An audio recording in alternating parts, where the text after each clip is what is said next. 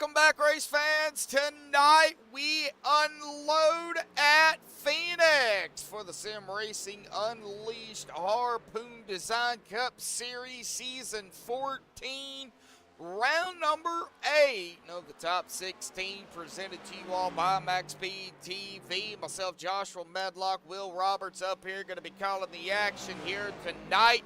I know we got a few people already out in chat here. One of them, Chris Paff, trying to do an update on his computer so he can make it in.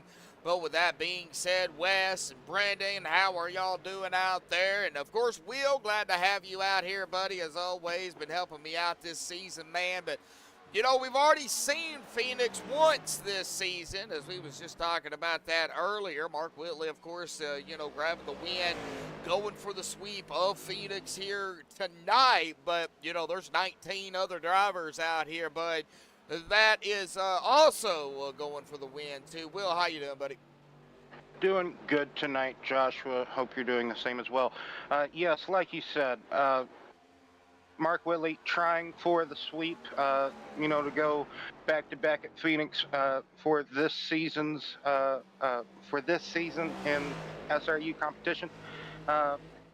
From what you told me earlier, he led a good amount of change in that race.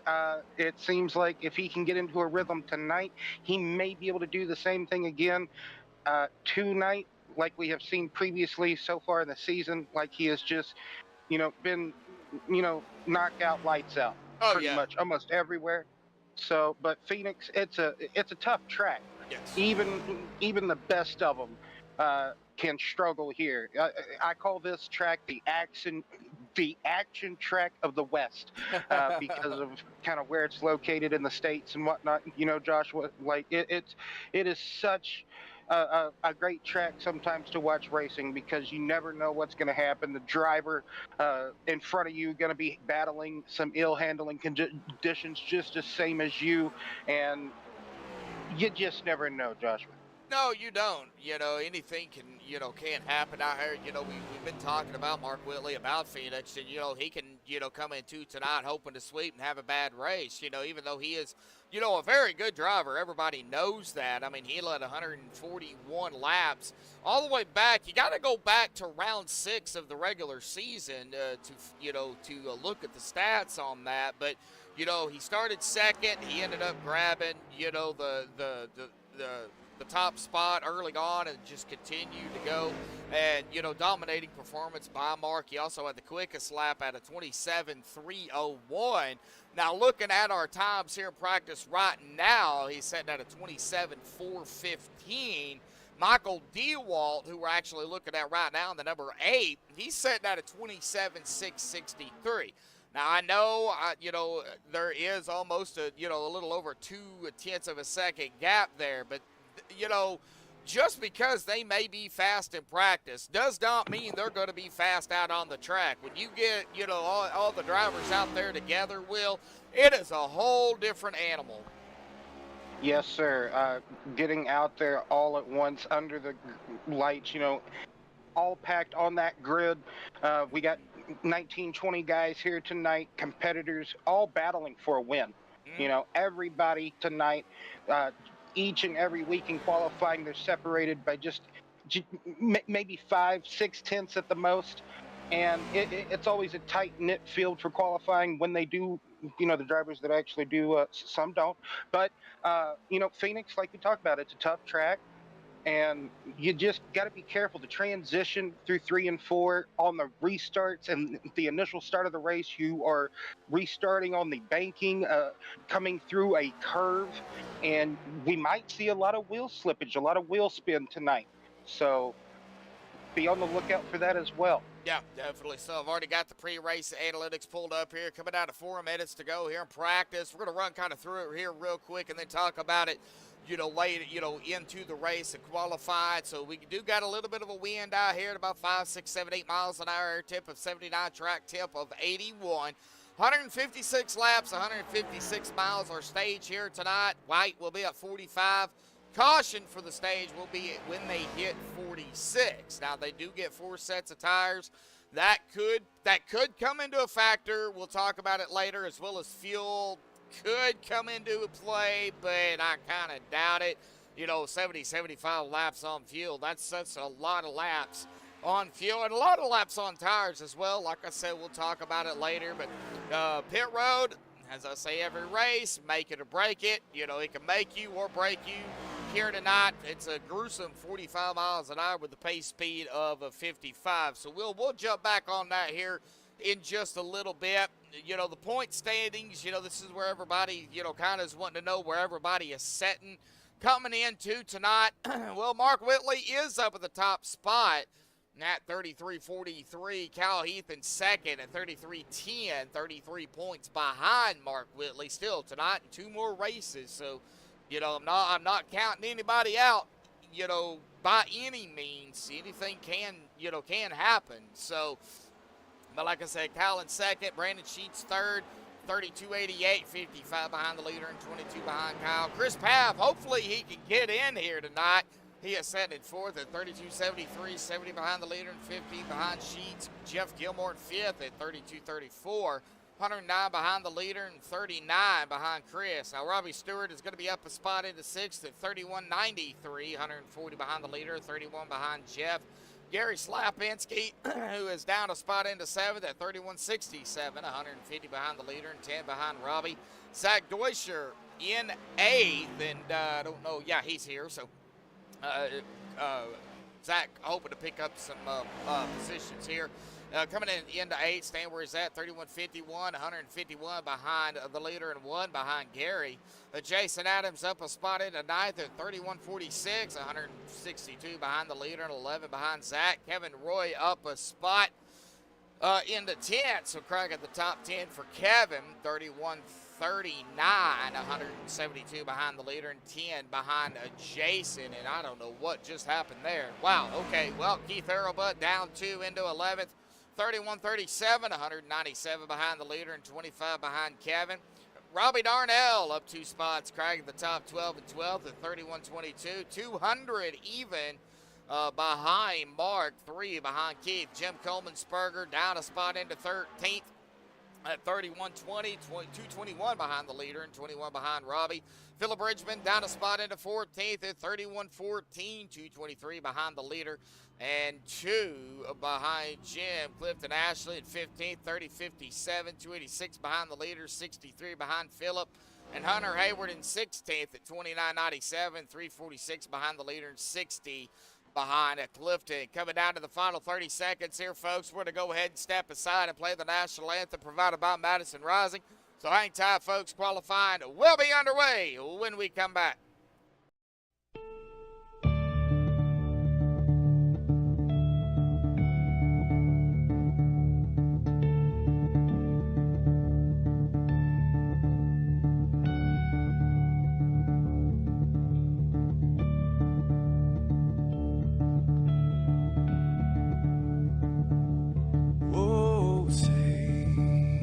Can you see by the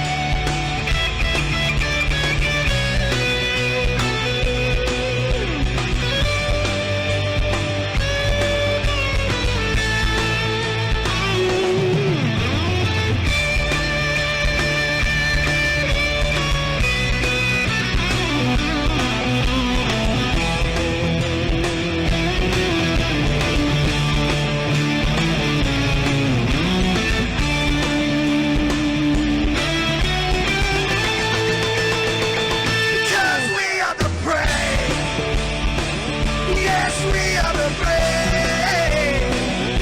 We'll fight you in name, the name of the brave. We are the US of A. For those unaware, that flag is still there.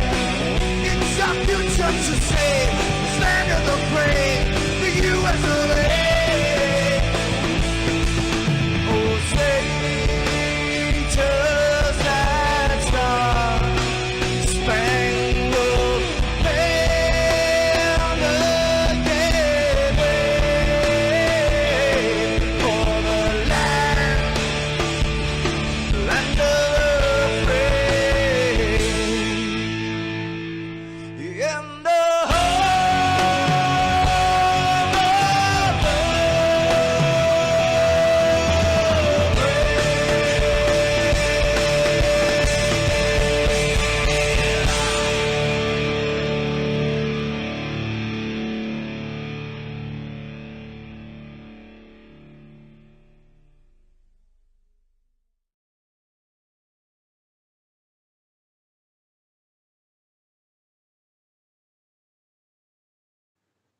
This is Rio of Madison Rising, and you're watching MaxspeedTV.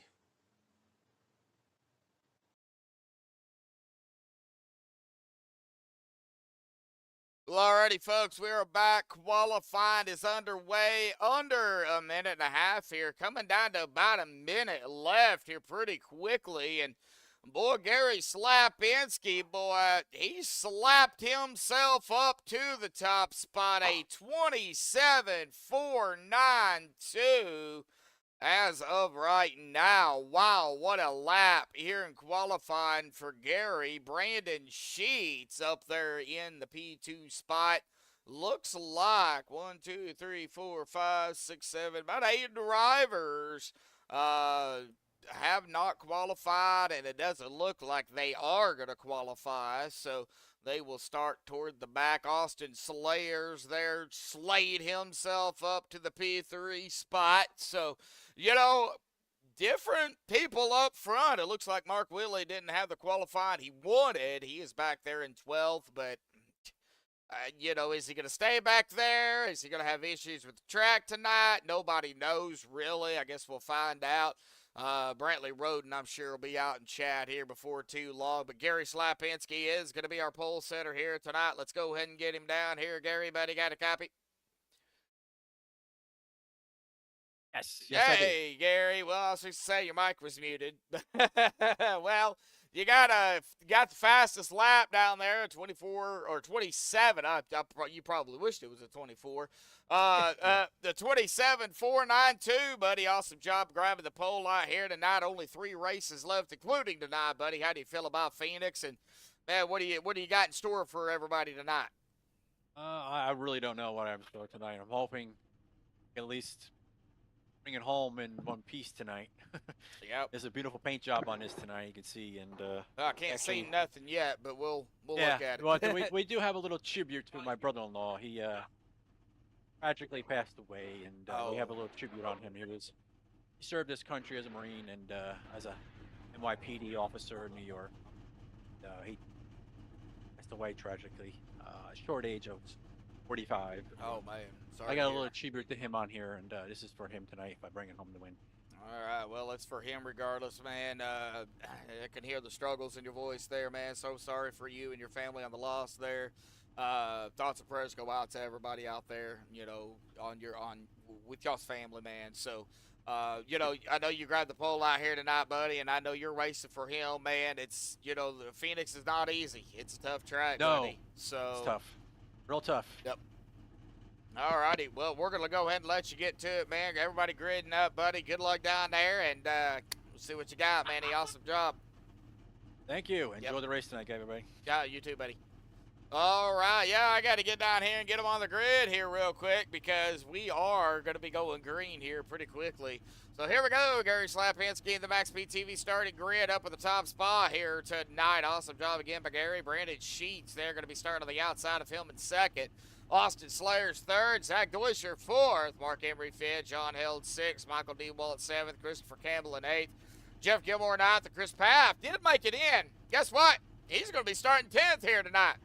And Keith Hurlbut in 11th. Mark Willie back in 12th. Robbie Stewart 13th. Kyle Heath of the non-qualifiers. He's going to start 14th here this evening.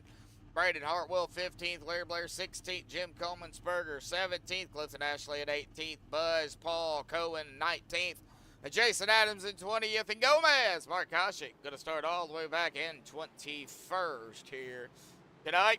But it looks like Buzz did not grid out here tonight, so that is going to put 20 drivers, Will, out here on the track. And I do see, I'm seeing the Gravedigger paint out there.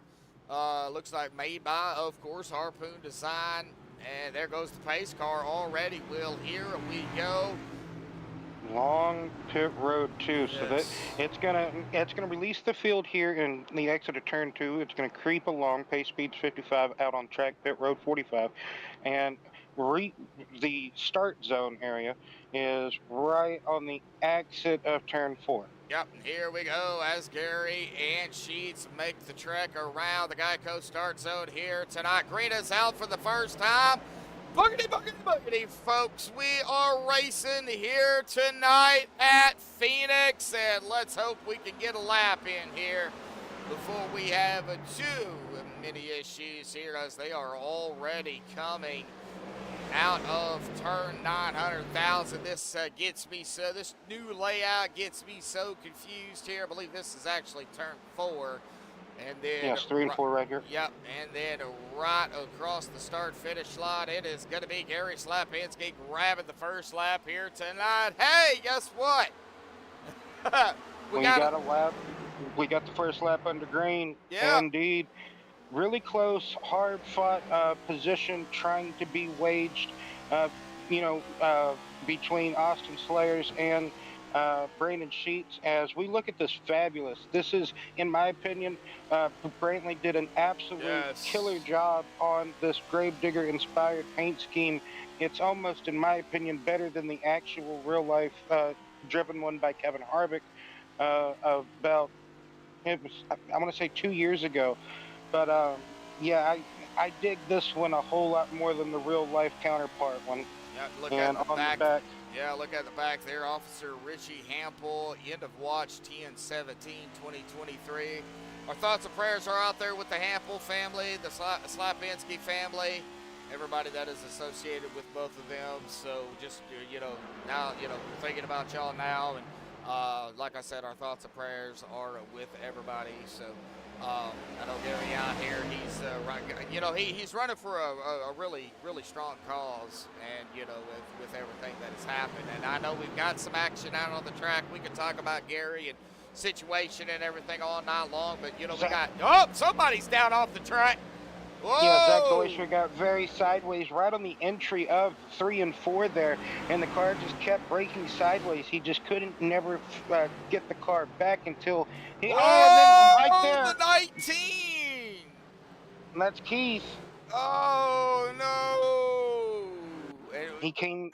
I think he came to a stop on the track. That's why the caution was thrown. He just locked it down right there. I do believe he tried to straddle. Oh, look there. He went in there, turned down, got that car turned real good onto the paint, and he got clipped. Just lost her there. Well, yeah, but he right when he went to straddle the apron and the track at the same time, the car just, I believe it just bottomed out, and it just away it went on him. Yeah, he also got hit by the 21 there, so kind of a 21 nowhere to go really. But yeah, first Exactly. caution of the evening here. Oh man, I'm sure Kyle is not happy about that.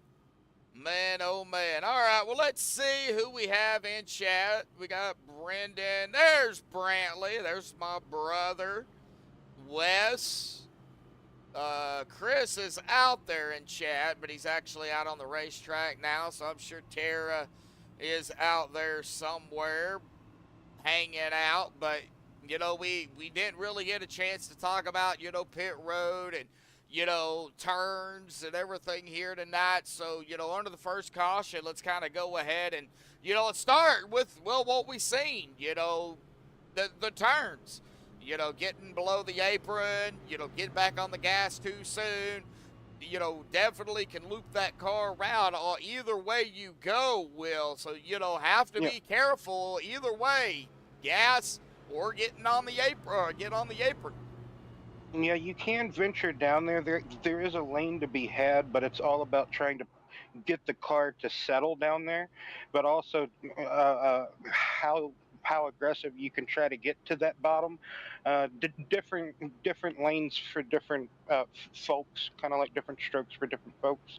But this track is plenty wide. There are multiple grooves here at Phoenix. It's just trying to get your car to where it's going to find a groove that it's going to like.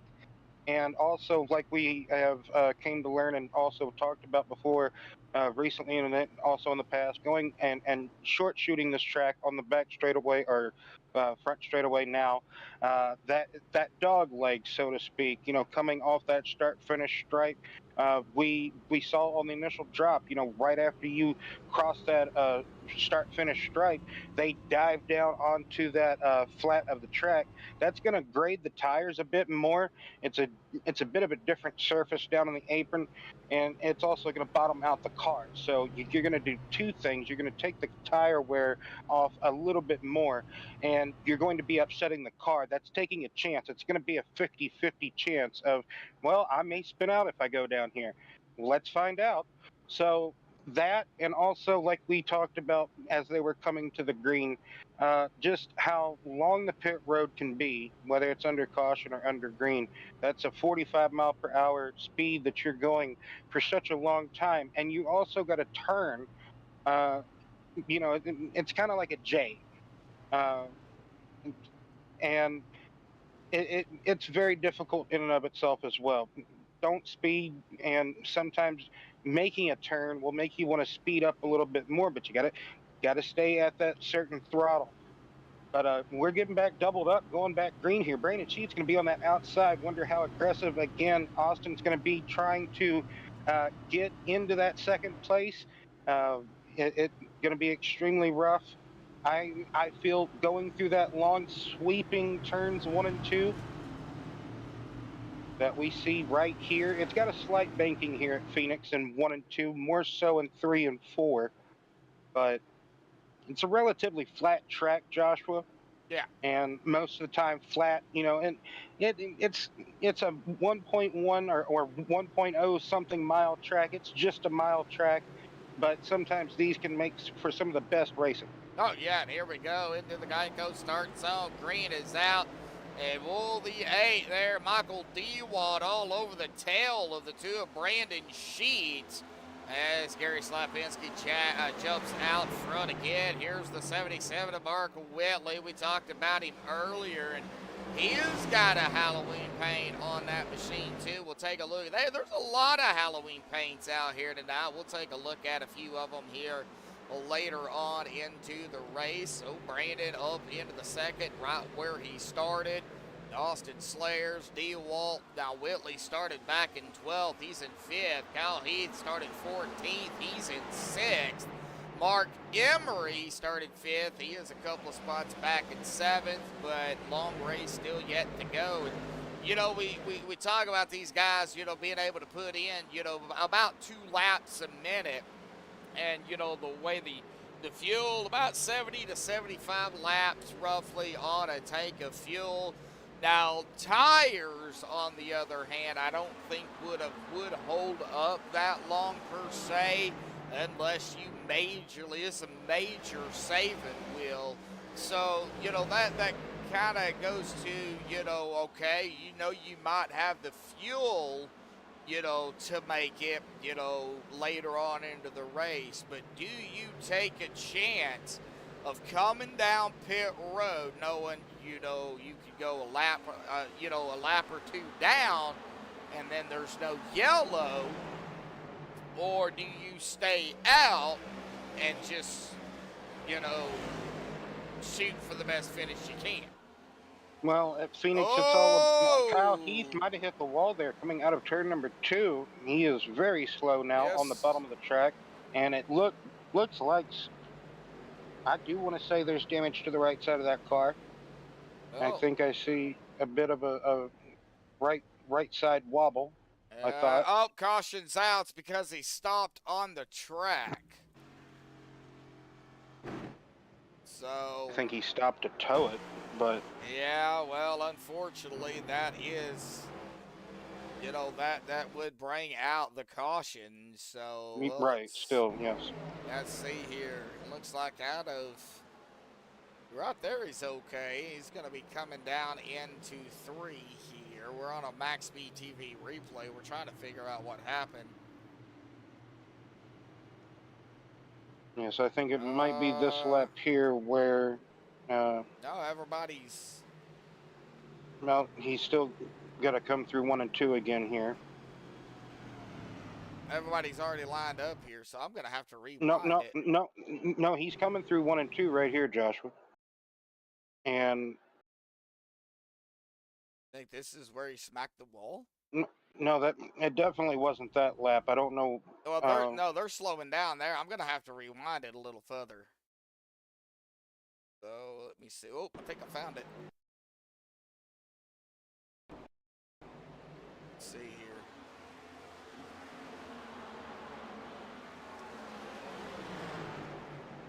Well, let's go. Kind of fast forward it a little bit here. We might not be able to find it. Yeah, they're slow. All right, well, never mind. We're not gonna be able. We know he stopped on the track, so. I'm pretty sure he smacked the wall really hard out of turn number 2, and we just couldn't find the lap that he did it on, unfortunately. But just a hard impact with that right side retaining wall, and apparently he couldn't get the car to turn into turn number 3, or at least probably knocked the toe askew, and was just trying to slow down pit.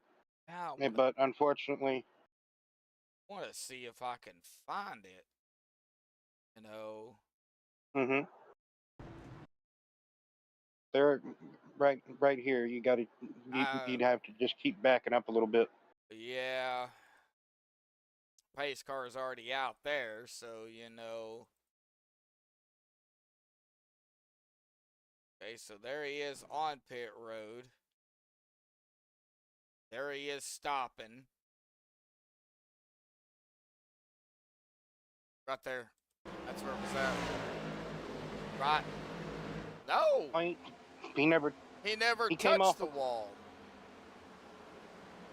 Maybe he just had an emergency or something. It's possibility, yeah. Big possibility. Just the way that he jerked down, I thought he had contact, but seeing it live, he's still in Discord, so I don't know exactly what was going on there.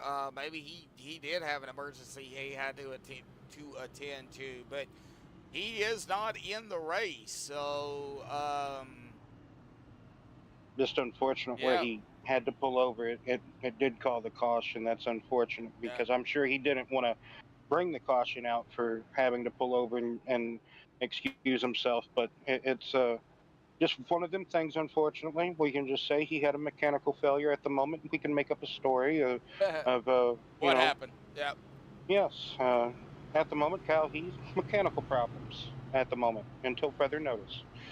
That's how I see it. And getting doubled up here, Joshua, yet again. Unfortunate second caution. I say it because just how I think if it would have been a different track, he probably could have gotten away with pulling down and trying to back away from the event. You know what I mean? So. Yeah, definitely so. Well, here we go again, folks. Coming to the restart, coming to lap number 19. We do have Gary Slapinski, Sheets, Whitley, DeWalt, Slayers, Emery, Ashley, Gilmore, Deutscher held top 10.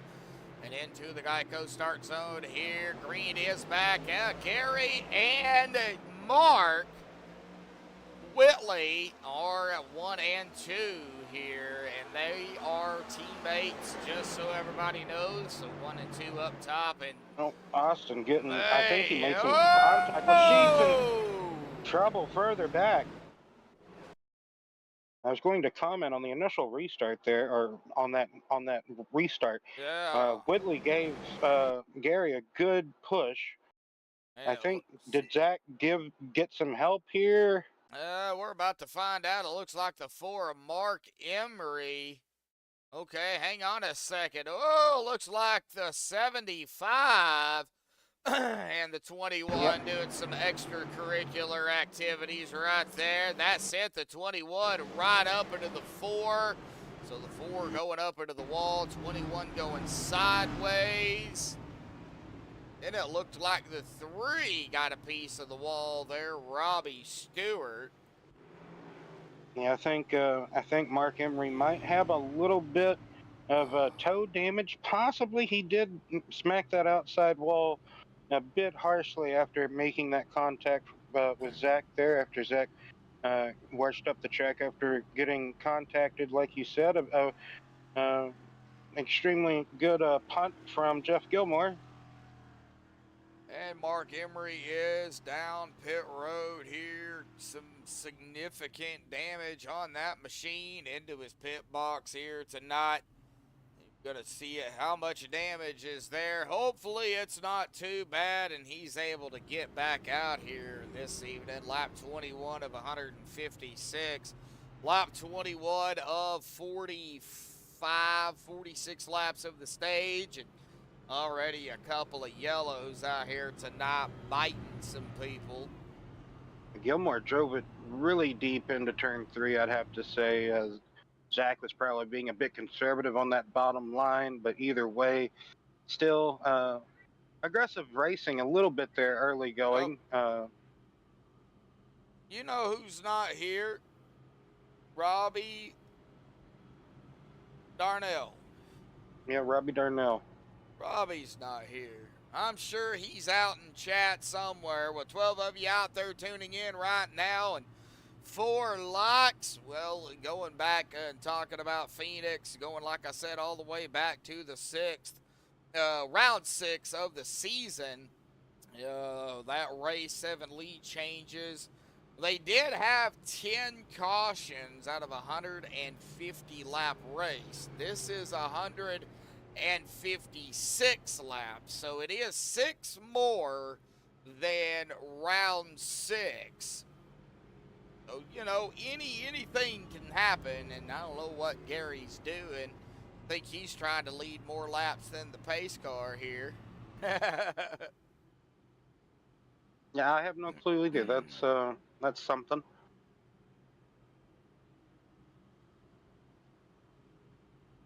So Mark Whitley and his Halloween paint here.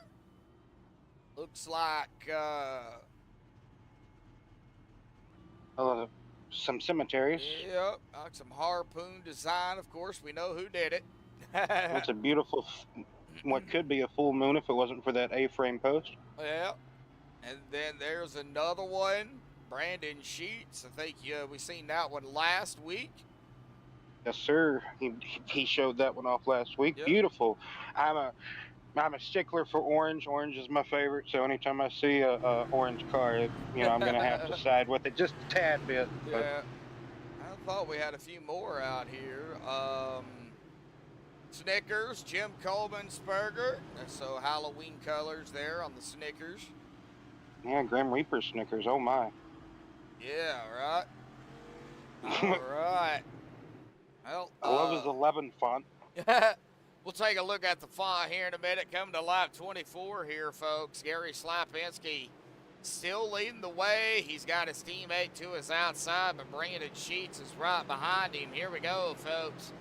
And the green is back out once more. Gary, good start. Brandon, Mark, Michael, Austin. Let's see here if we can get some green flag laps in here tonight. Of course, a big shout out to my brother out there. He did make our new overlays, or not overlays, but our images up there in the top right of the ticker. Of course, the pre-race analytics here as well. The MSTV, MaxspeedTV.live is the new home and website for MaxspeedTV. A big shout out to my brother out there for making that as well. He's still working on it.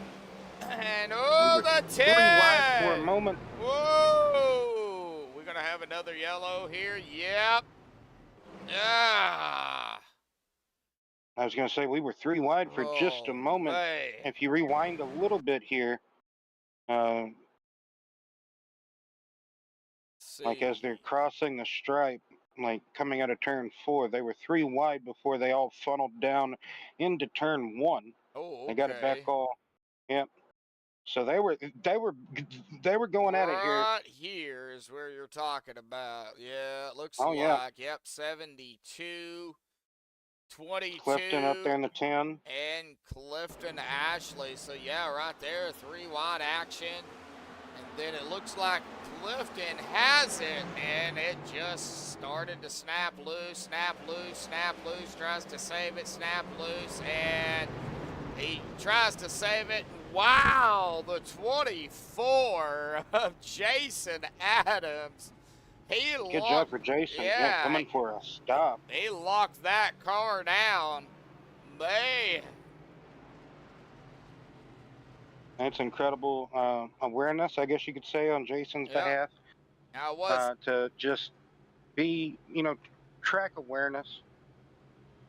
Sometimes it doesn't always happen, but man, whenever it does, oof, it makes you feel so good. Yes, it does. All right. Well, y'all want up-to-date information for Sim Racing Unleashed? Visit the website there on the screen, www.simracing-unleashed.com, or on Facebook for the Facebook information, SRU-Sim Racing Unleashed. They're trying to get some people out there. It's not well known, but there is the website. Copy, paste it, get it out there, and let people out there join in. We'll probably flash that a few more times out here tonight. Of course, MaxspeedTV, MaxspeedTV.live. That is easy enough to remember.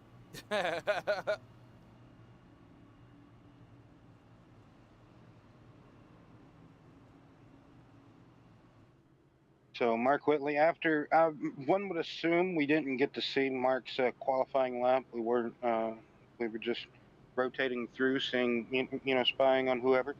But Mark qualified 8th, I believe you said. 12th.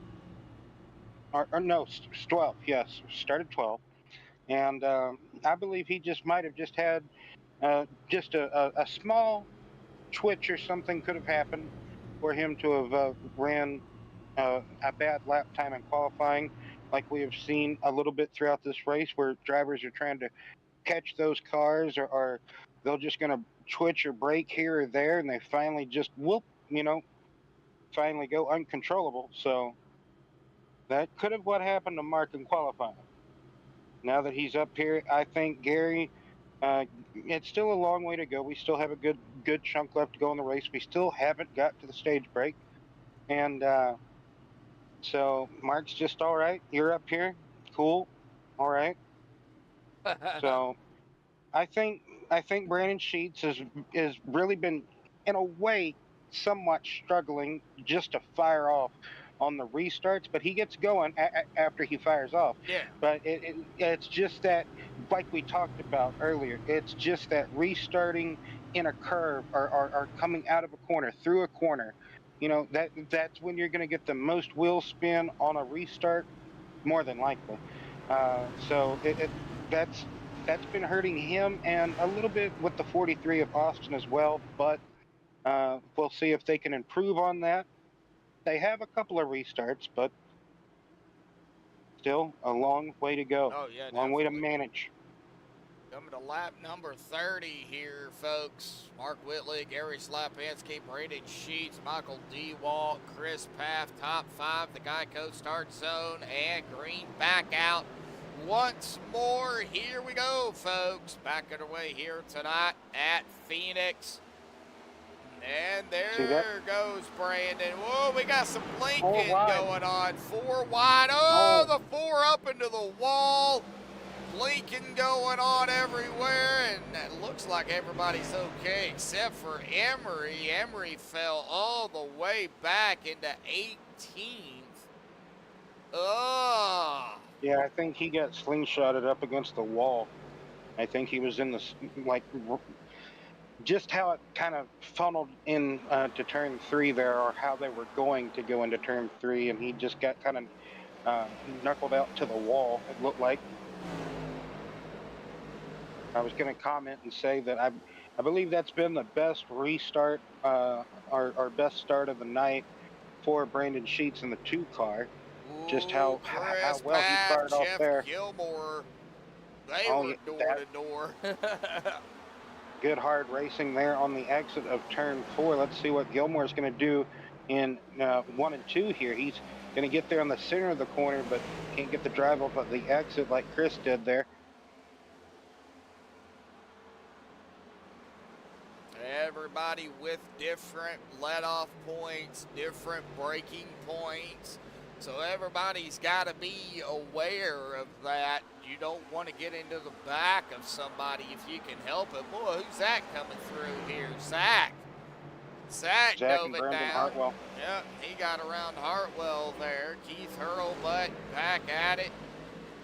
They're in, it looks like that ninth spot started 11th. A lot of drivers have yet to come down pit road, which is no surprise, seeing as we have already had a few of those dreadful yellows here tonight.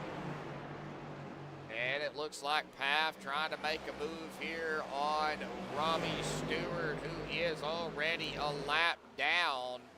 So Robbie looking for a yellow here to get back on the lead lap. But look at that damage on that car here. Not that side, this side. Yep. Man, that right front.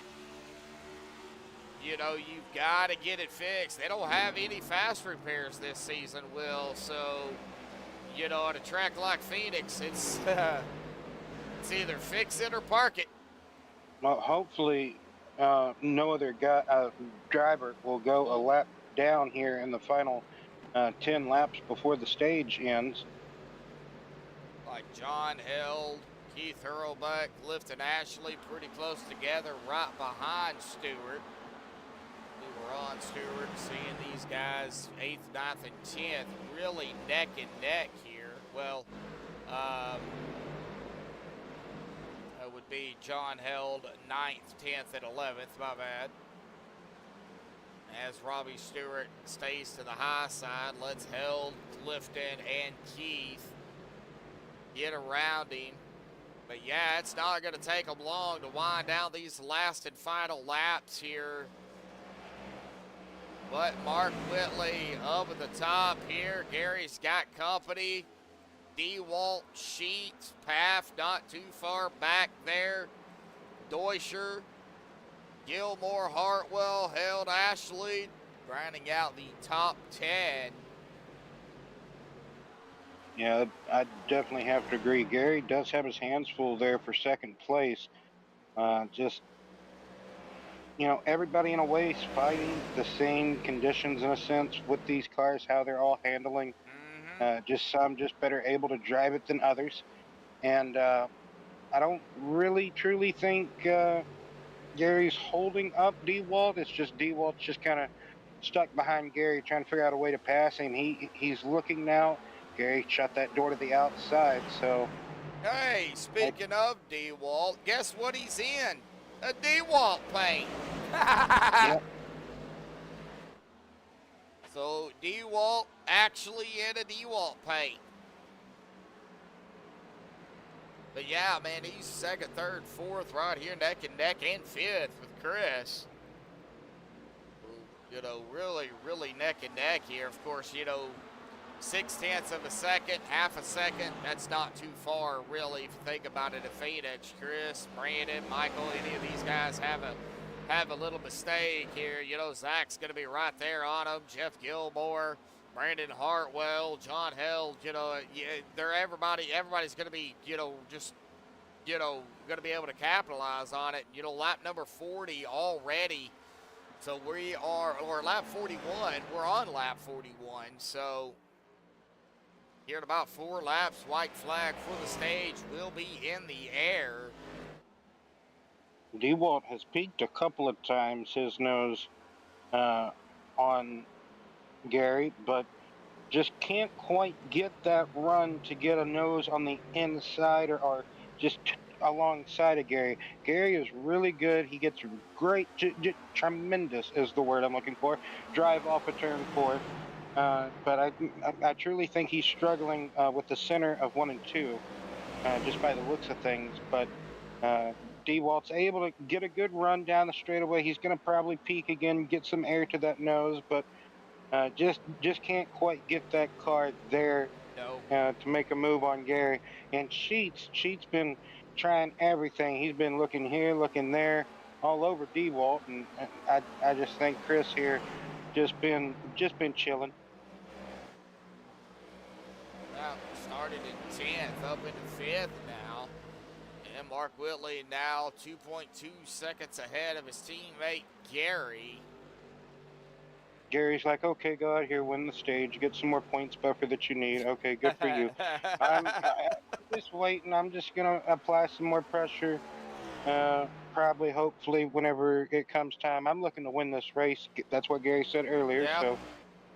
So just waiting on that to happen. Yep, looking at the white flag. This coming up, time by here, folks. White flag in the air for the stage. Here we go. Lap 45, white flag in the air. So next time by will be the stage end. And it does look like Mark Whitley will grab the stage here and, you know, just get more and more points in a tough break here tonight. We got a caution, though, before the stage actually ended, We Joshua. do, and I'm not sure exactly where that was at. Let me find out. That took me back here to Keith. That's the restart. Yeah, and I think that was... No, like that was like the restart earlier. Yeah, there ain't... Yeah, like 15 to so go. I wonder if somebody hit a button. Could have happened, yes. Yeah. Could have, possibly, yes. All right, well, that's the stage, folks. So Mark Whitley is going to be our stage winner. Everybody bringing it down. Robbie Stewart going around getting his lap back, then he will probably pit. So we'll holler at Whitley once he makes his pit stop. Yeah, I don't want to get him up here. It is at very Phoenix. dark down there. Yeah, I know, very dark on pit road. Here at Phoenix, maybe they need to put some lights down there. Right?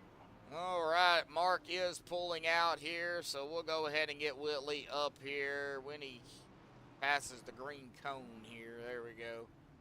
All right, Whitley, buddy, well, you're going to grab the stage out here tonight, man. Awesome job, but you did start back in 12th, man. Talk about qualifying out there, what happened, and how'd you manage to get up to the top spot here, buddy? Yeah, I just hit the wall in qualifying, unfortunately, on the second lap on the money lap. Just kind of brushed it and took away the lap. I think it'd have been good enough for second. So thankfully, we were able to get through the field pretty quick and you know, still had some tires at the end and we're able to kind of run away a little bit. It's always nice. Yeah, well, you know, now we've got probably the longest shootout here at Phoenix, buddy. It's been interesting here so far with a few yellows. You know, what are you hoping for? What do you expect going forward, man? I'm kind of just hoping for some green flag runs. I feel like we got some long run speed and, you know, just try to get this race. And I don't want to sit around pacing all day. So just hopefully we can get some green flag runs and get it done pretty quick. All righty, buddy. Well, congratulations on the stage out here tonight. Picking up some bonus points, man. Good luck. Thank you. Yep. All right. Well, Michael DeWalt has jumped a position in pit lane, took the second place away from Gary. Gary Slapinski there in the 78 machine, so... Jason Adams stayed out to lead a lap, so that's going to put Mark Whitley back up front as our leader here.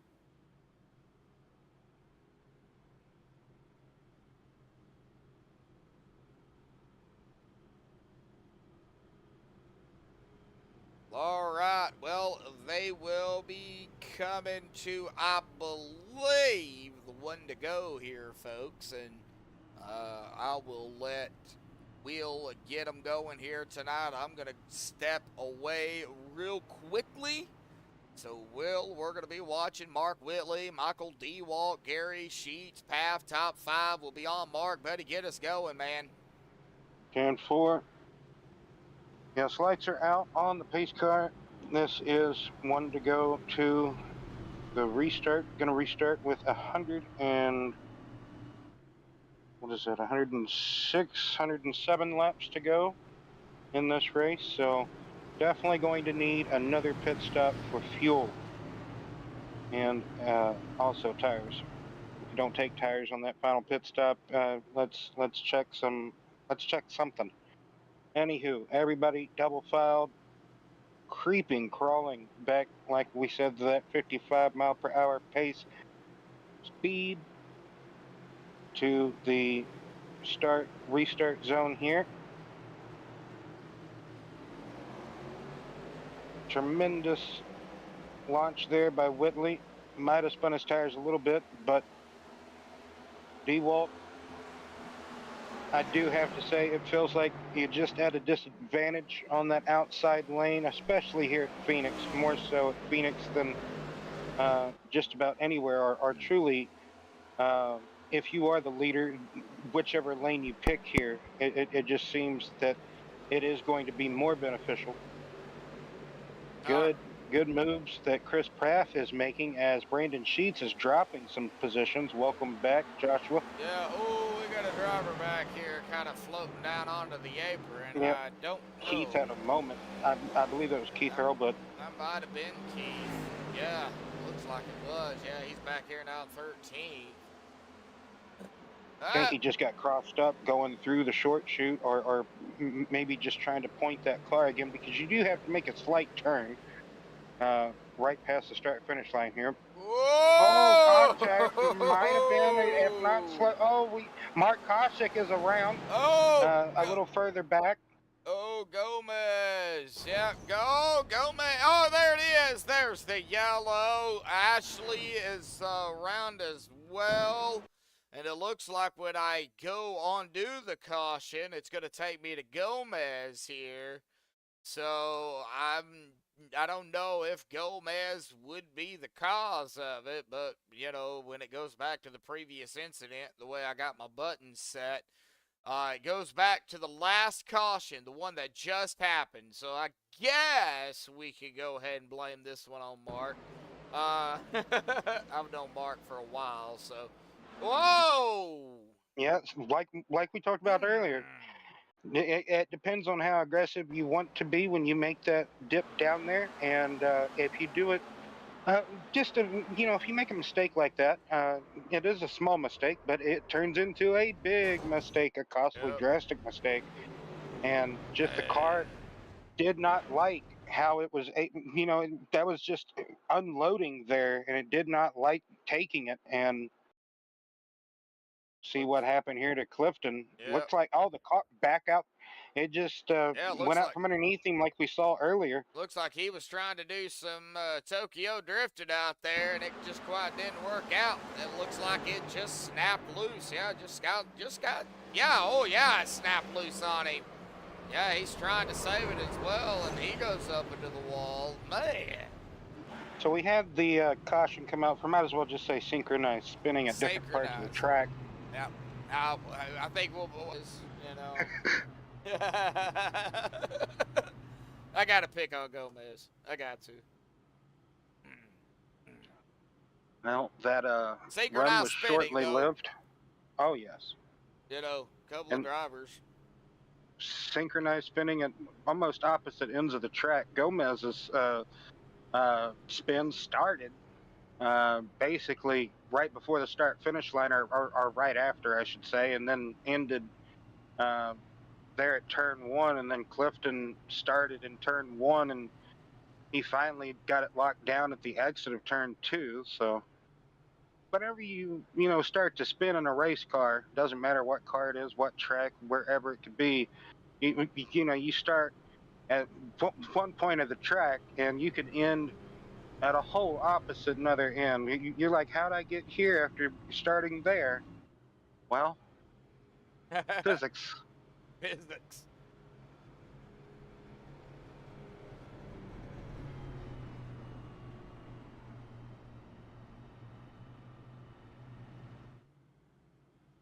Well, let's see here. Whitley, Slapinski, DeWalt, Sheets, Path.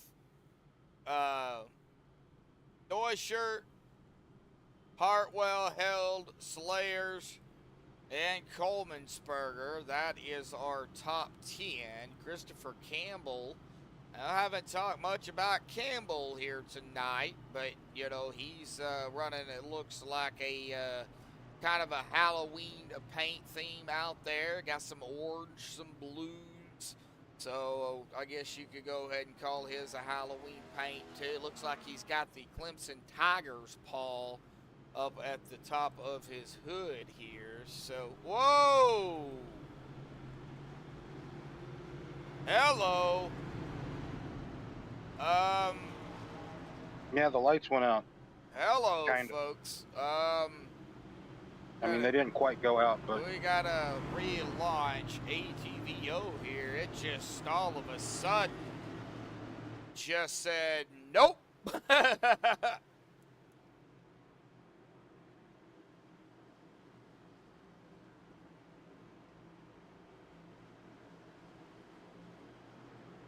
And Mark Whitley, Gary Slapinski coming into the Geico start zone here. Gotta wait on the green. Green is back out. Whitley, ooh, Whitley got a good jump. Doesn't look like Slapinski got the jump he wanted. DeWalt up to B. Ooh. yeah, Gary tried to get him, like, kind of get in there on that right rear corner panel, tried to take some air away, hopefully get and drag him back a little bit, but couldn't. Gary's going to try. There we go. Now Get we in got to pull behind back up.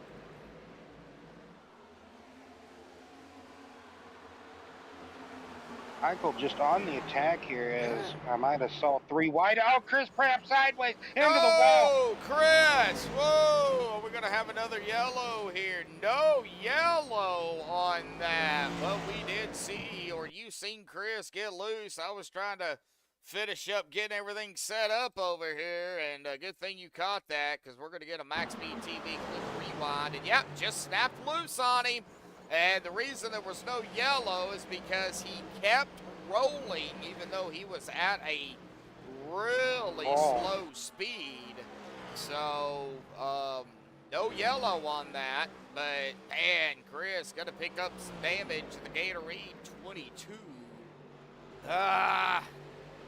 Oh, Gary got back by Michael DeWalt while we were watching the replay of Chris in the wall. Very unfortunate for Chris. He was up there riding good in the top 5, and just how the track can be with these Gen 7 Cup cars here on iRacing.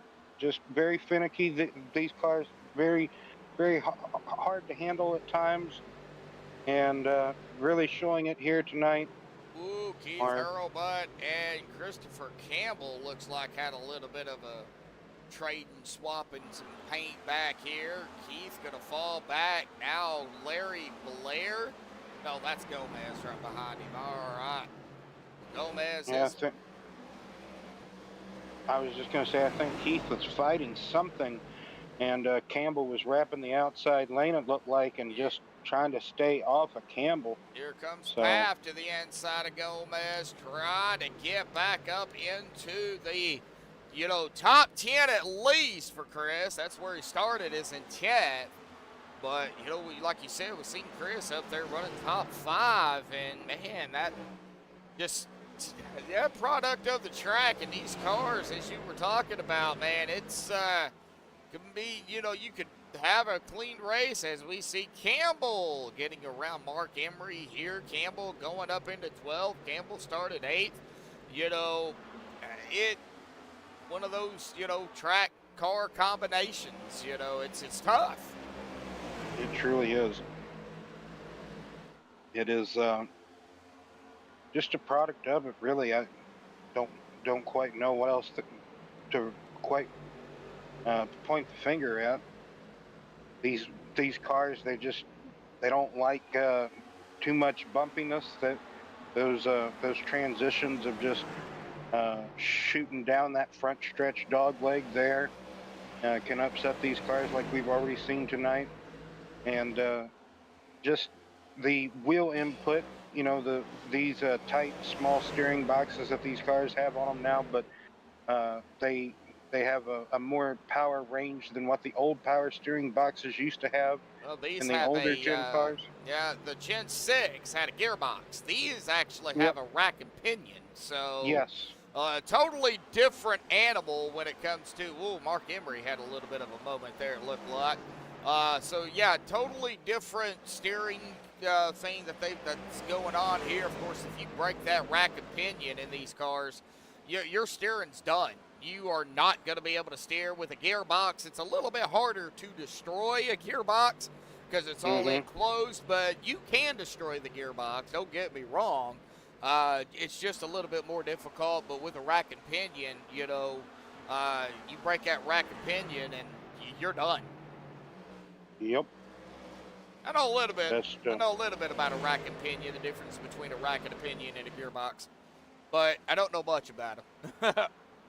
I can tell you one thing, the gearbox in my 2001 Dodge Ram 1500 4x4 was about $300. Yeah.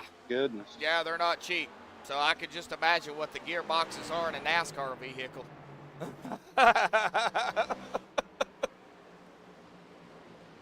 Probably maybe double that. Couple thousand. Probably. Yep. All right, well, let's see here. Man, Michael putting pressure on Gary. But Gary, he's not giving him the line. Gary's running his line. Michael's trying to figure out a way to get around him. Sheets, Neuscher, Hartwell, Austin, pretty all neck and neck right here together.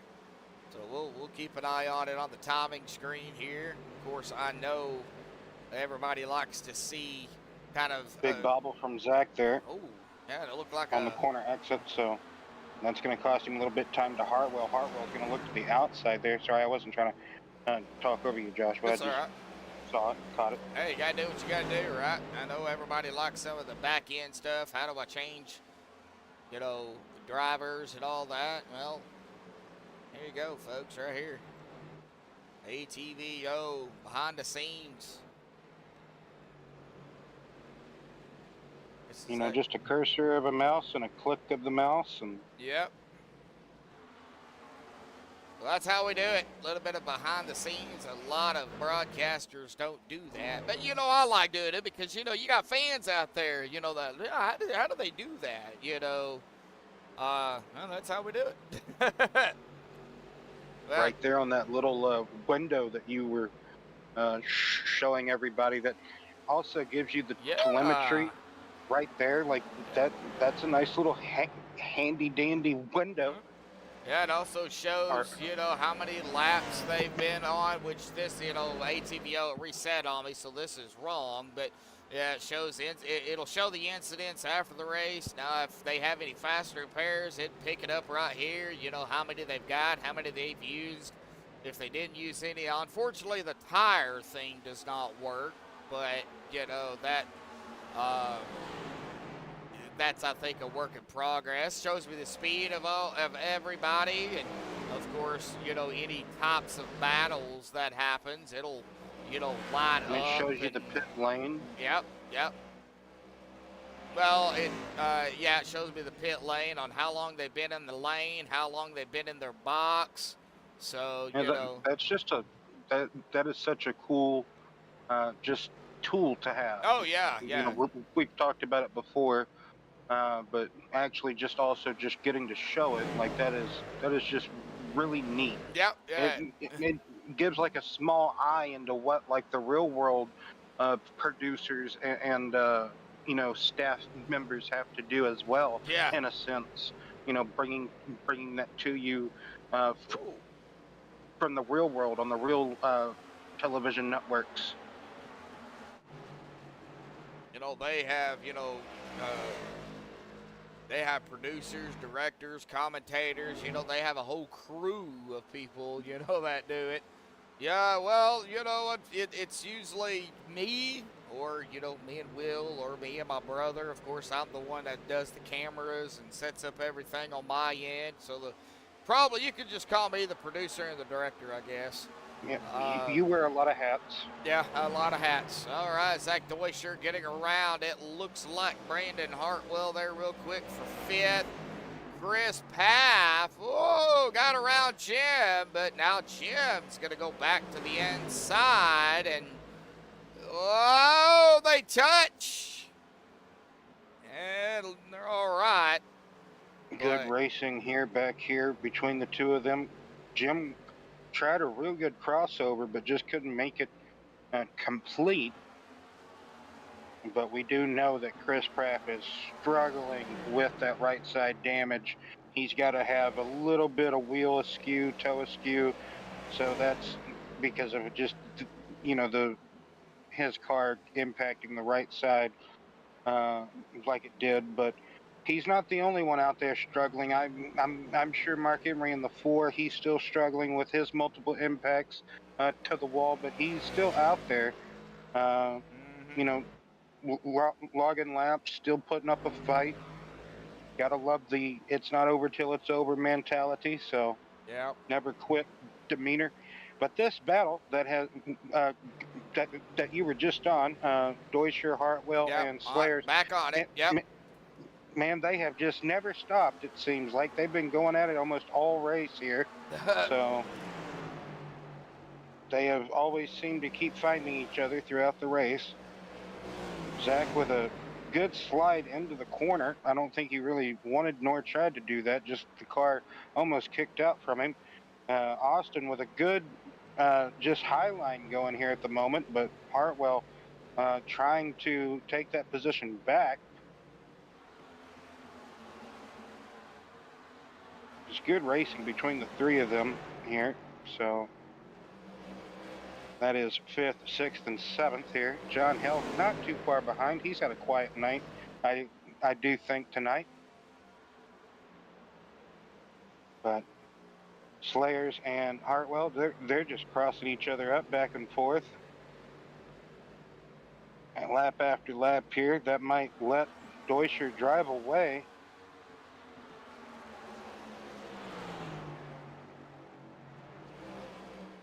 Hartwell now looking back underneath.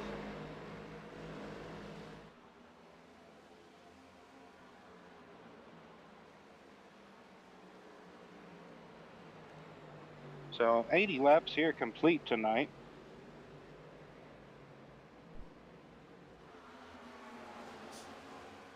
All right, Will, can you take over just for a moment?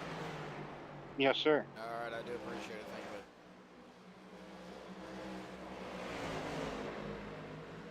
So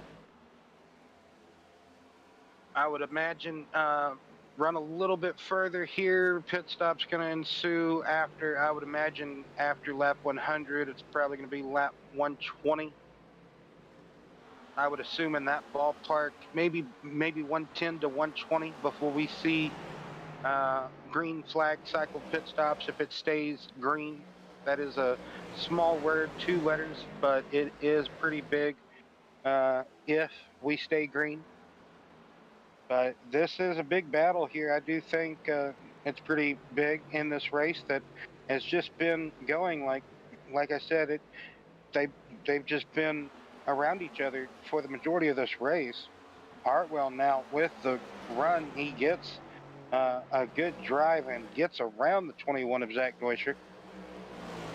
Austin there in the 43, he's still struggling. Oh, Zach trying to add a bit of that blue and black to that white and blue wall. That's going to give Austin in that 43 just enough momentum to get by. John Held still lurking in the distance of this battle that's been just ensuing. Jason Adams 1 lap down. He's our only car currently 1 lap down, but Mark Emery, I think, is in danger of going 1 lap down. He would be the next car in line. John Hill had been trying to come into this battle for some time, as I do believe Deutscher had a problem coming out of turn 2 and got crossed up here.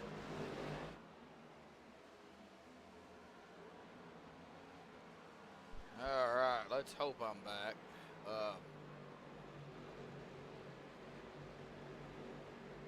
Oh, Everything all right? hopefully I'm not ending up getting sick. Sounded like you had like a sneeze attack or something. No, Is that what happened? other things, man. Oh, okay. Yeah. And for other things, just 10-4. Yeah. So let's hope I'm not getting sick. It is about that time of year, folks. So yeah, let's just go with that for now. It all of a sudden hit me, but we're still here. Me and Will. If I have to, I'll step away again. Sounds like Will. He knows what he's doing.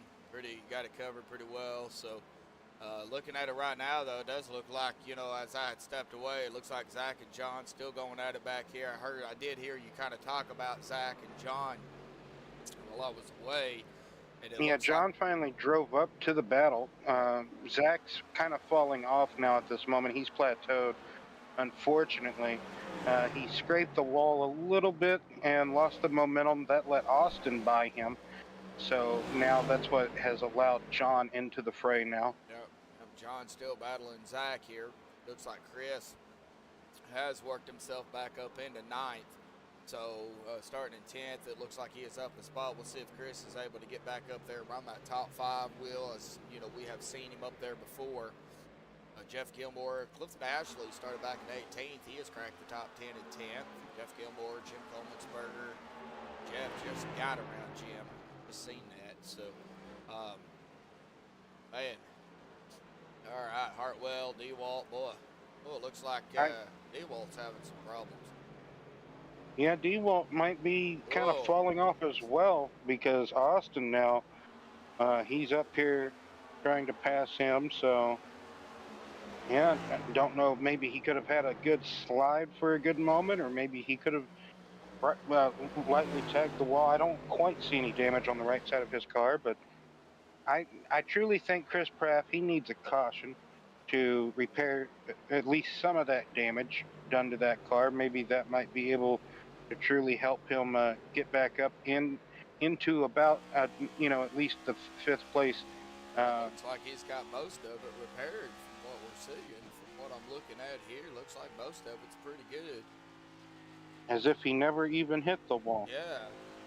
So it looks like he did or managed to get most of it repaired there. So it looks like he's all right, but still could be having some damage.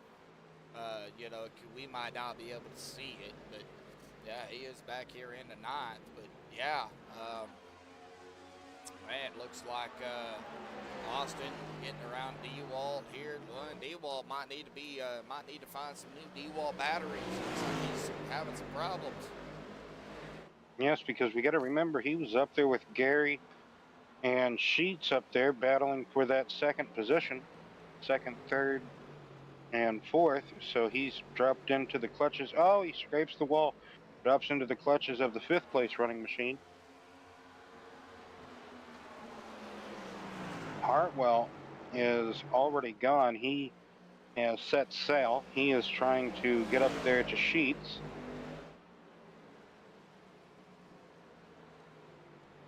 I believe that's Hartwell behind Sheets. Yeah, it is. Yes, yes, it is. So the Detroit Lions, Michigan car. Whoa! Mark Emery Sheets went a lap down. Tagging the wall. Yep, he is trying to smash his pumpkins.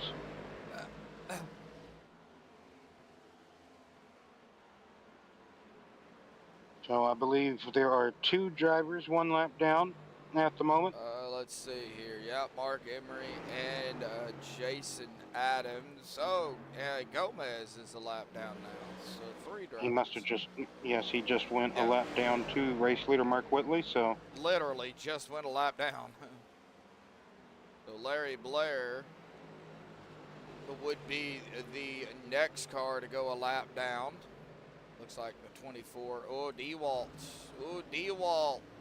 Speed dropped way down. No caution. As the 10. Yeah. Oh, Yeah. I don't think he knew Clifton was there. He's just trying to regain his composure, get back in a rhythm after potentially having a slide. Don't know why he lost that speed. Looks like he's coming into pits right now. Yeah, But probably a smart move if he's got tires left, and I'm sure he does. So, you know, maybe come down, get some of the right side damage fixed as long with, you know, go ahead and grabbing a set of tires. But, you know, I don't know exactly how long he's been out here. Of course, you know, it shows 96 on my end, but that's not correct. right after having to reset the software Yeah. tool, but that tends to happen. It's okay. I guesstimated earlier that we would start seeing scheduled green flag pit stops, roughly probably 110, but this might actually truly be maybe a scheduled pit stop because of just at least for DeWalt, because of just how his car had just fallen off the pace. Could be Yeah. scheduled for him, Ooh. but for others, I think it might be to 110, 120. Looks like Whitley working through some lap cars here, trying to get around now. Larry Blair. No, he has not made it up to Larry. Oh, speaking He's going of sideways, but he Larry. caught it. What a good save by Larry. Quick driving there, able to get it back, point it straight, and lock it down at least for just a moment. And man, tremendous drive there. That could have been Yeah. a lot worse because I was right in front of the race leader, Mark Whitley. So coming up to Michael lap. DeWalt has taken his car behind the wall. No, so maybe he was dealing with more than just, a awful handling set of tires or a bad batch of tires. He could have just been dealing with too many run-ins with the wall that we didn't catch, or something else to that afoot that we just didn't get to see. So 56 laps to go in this race, Joshua, and pit window definitely open. And short. If we Yeah. see anybody come down. Hang on just a Like- second. Go ahead and take over for a minute. 10-4. I was just going to say, from a short pitting, like undercutting point of view, it is somewhat open.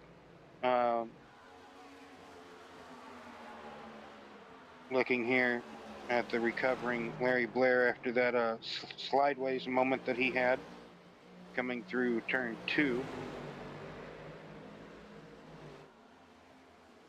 He's back here with Christopher Campbell. And both Larry, they've been pretty much a quiet night as All right, Larry I'm back. Go ahead. gets back by.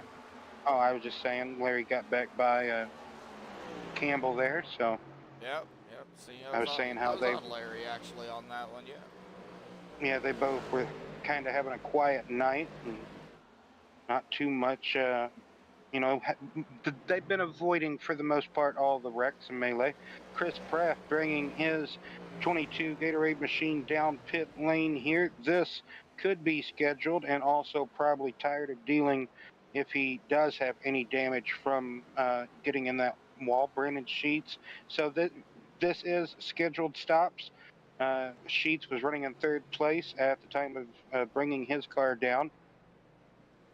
Just that long, grueling pit road, like I talked about. It's basically a backwards J.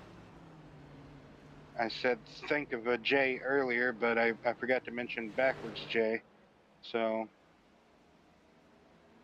just basically think of a fish hook, okay? Like we always throw fishing analogies out there. Fish hook, you know, you could just turn that fish hook however you want. So, indeed, scheduled pit stops. Everybody going to bring them down. Austin Slayers. Oh, here we go. You saw Zach Deutscher there. Brandon Hartwell, Christopher Campbell. I believe that's Keith Hurlbut as well. So, 50 laps to go, and we're seeing pit stops here. Mark Whitley still staying out, at least to my knowledge. Let's see here. Yeah, Mark Whitley, Gary, looks like John Held, Jim Colvinsberger, Chef Gilmore, and Larry Blair is down pit road as we speak. So it looks like our top 5 have yet to come down. So they definitely feel as if they don't need to at this moment. Their pace is fine and dandy with them. They're going to stay out there. They're going to run it a little bit longer, like I said, truly to about more than likely 110, 115, maybe even. I could see it. I don't see why not. There's always normally a decent buffer to when the undercutting starts to happen, to when, like, you know, the race leaders, as far as, you know, what I mean by that, like top 5 or top 2, you know, certain drivers always do try to at least go the actual distance that they can on fuel anyway. So others, they just try to go a tad bit longer than others. Yeah, it looks like they're going to be stretching. It looks like here, coming to lap 110 here. Sorry, folks. I just... Oh, no, Gary! Oh, yellow? Yellow. Yes, indeed. Yep, there it is. I think he got crossed up. He could have been coming to pit road possibly, pretty aggressively, or no. Oh, well, we're about to find out here and find out kind of what. Hell, it looks like he got loose is Yep. what it looked like, yeah.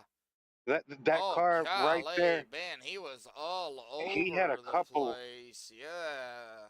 He had a couple of big just whips that car just kind of whipped out from underneath him. That's not a bobble; those are whips. Whipped it And there, whipped it there, whipping it there, and then that's when it whipped just a little bit too much. Oh, man. Well, I don't know who I see here. Mark is down. Jim Coleman'sberger, it looks like is gonna stay out. I would assume he would come down pit road, staying out to lead a lap. But Mark Whitley is down pit road. Held is down. Gilmore is down. Gary's down. I would think everybody else might stay out. well, if you don't, you might still be a lap down. True. Jim, like you said, staying out to lead a lap. I think everybody that got caught or trapped a lap down, they're not gonna pit. They're gonna try to get that wave around after Jim, if Jim needs to pit here. Well, Jim is down Which I'm pit sure. road, so... Okay, so everybody that already pitted that got caught or trapped a lap down there, they're going to stay out. They're, for the most part, not going to pit because they just came in and pitted just, you know, at the least 5 laps prior to this, at least 3 to 5 laps before this caution came out. Everybody came in and pitted except for those 4 or 5 drivers that were already still out trying to go that little bit longer. So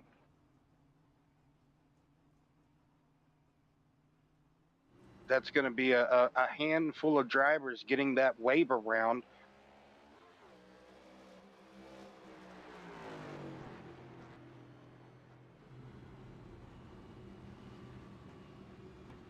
believe that's putting 10 drivers, I think, back on the lead lap.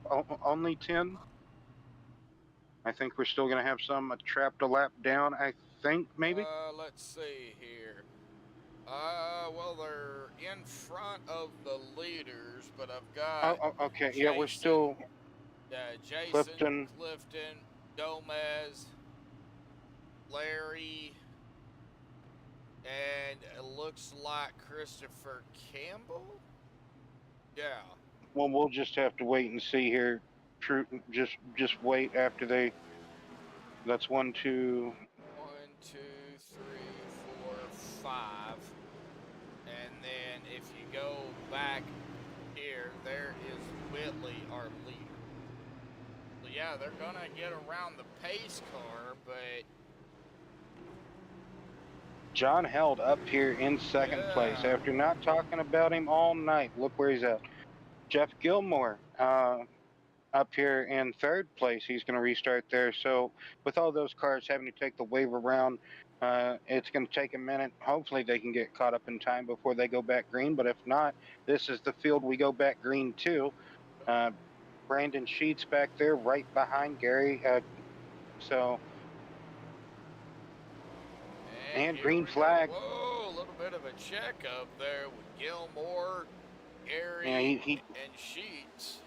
He had some good tire spin there, just couldn't get to the throttle when he needed to. No, that caught Adams, Ashley, Gomez, Blair, and Campbell all a lap down. Ouch. Yeah, so they're still 1 lap down, and they want another quickie caution. Yeah, they just don't want to be involved in it, because, you know, if you're involved in the yellow, Will, you do not get the wave around, so... Exactly. They got to, you know, definitely be careful and not be involved in it. Boy, Gary arcing it down there and back up onto the track. Man, yeah, he Jeff truly... Gilmore, man, look at this. Golly. Yeah, after having kind of a topsy-turvy, Etsy sketch night at the start of this race, he's currently in second place, and you know he's got Gary there. Gary truly wants a podium or at least a win here tonight. Yep. Really wants that win, but I truly think a podium. He'll be satisfied with a podium, but he's gonna have Gary to worry about. Gary, I think, can get to. Oh, we got a caution out on the track. Yep, Jason Adams, I believe. Well, Jason won't get his lap back here. Yep, Jason Adams. That's exactly where it was at. Yep. Oh, looks like kind of like what we saw earlier. Well, he was already getting around before I think so. Yeah. Yeah, just right at the entry of the corner, just started to kick out and. Oh, golly, yeah, Jason won't be getting his lap back, unfortunately. He, bringing out the yellow there, and he has a Halloween paint here, too. I hate to, you know, pull it down here under the yellow, because now it's all crinkly, but he is running a Halloween paint as well. Tough break for Mr. Adams here tonight. Sorry, folks. Man, I know I keep apologizing, but man, I just all of a sudden just do not feel good. Not myself.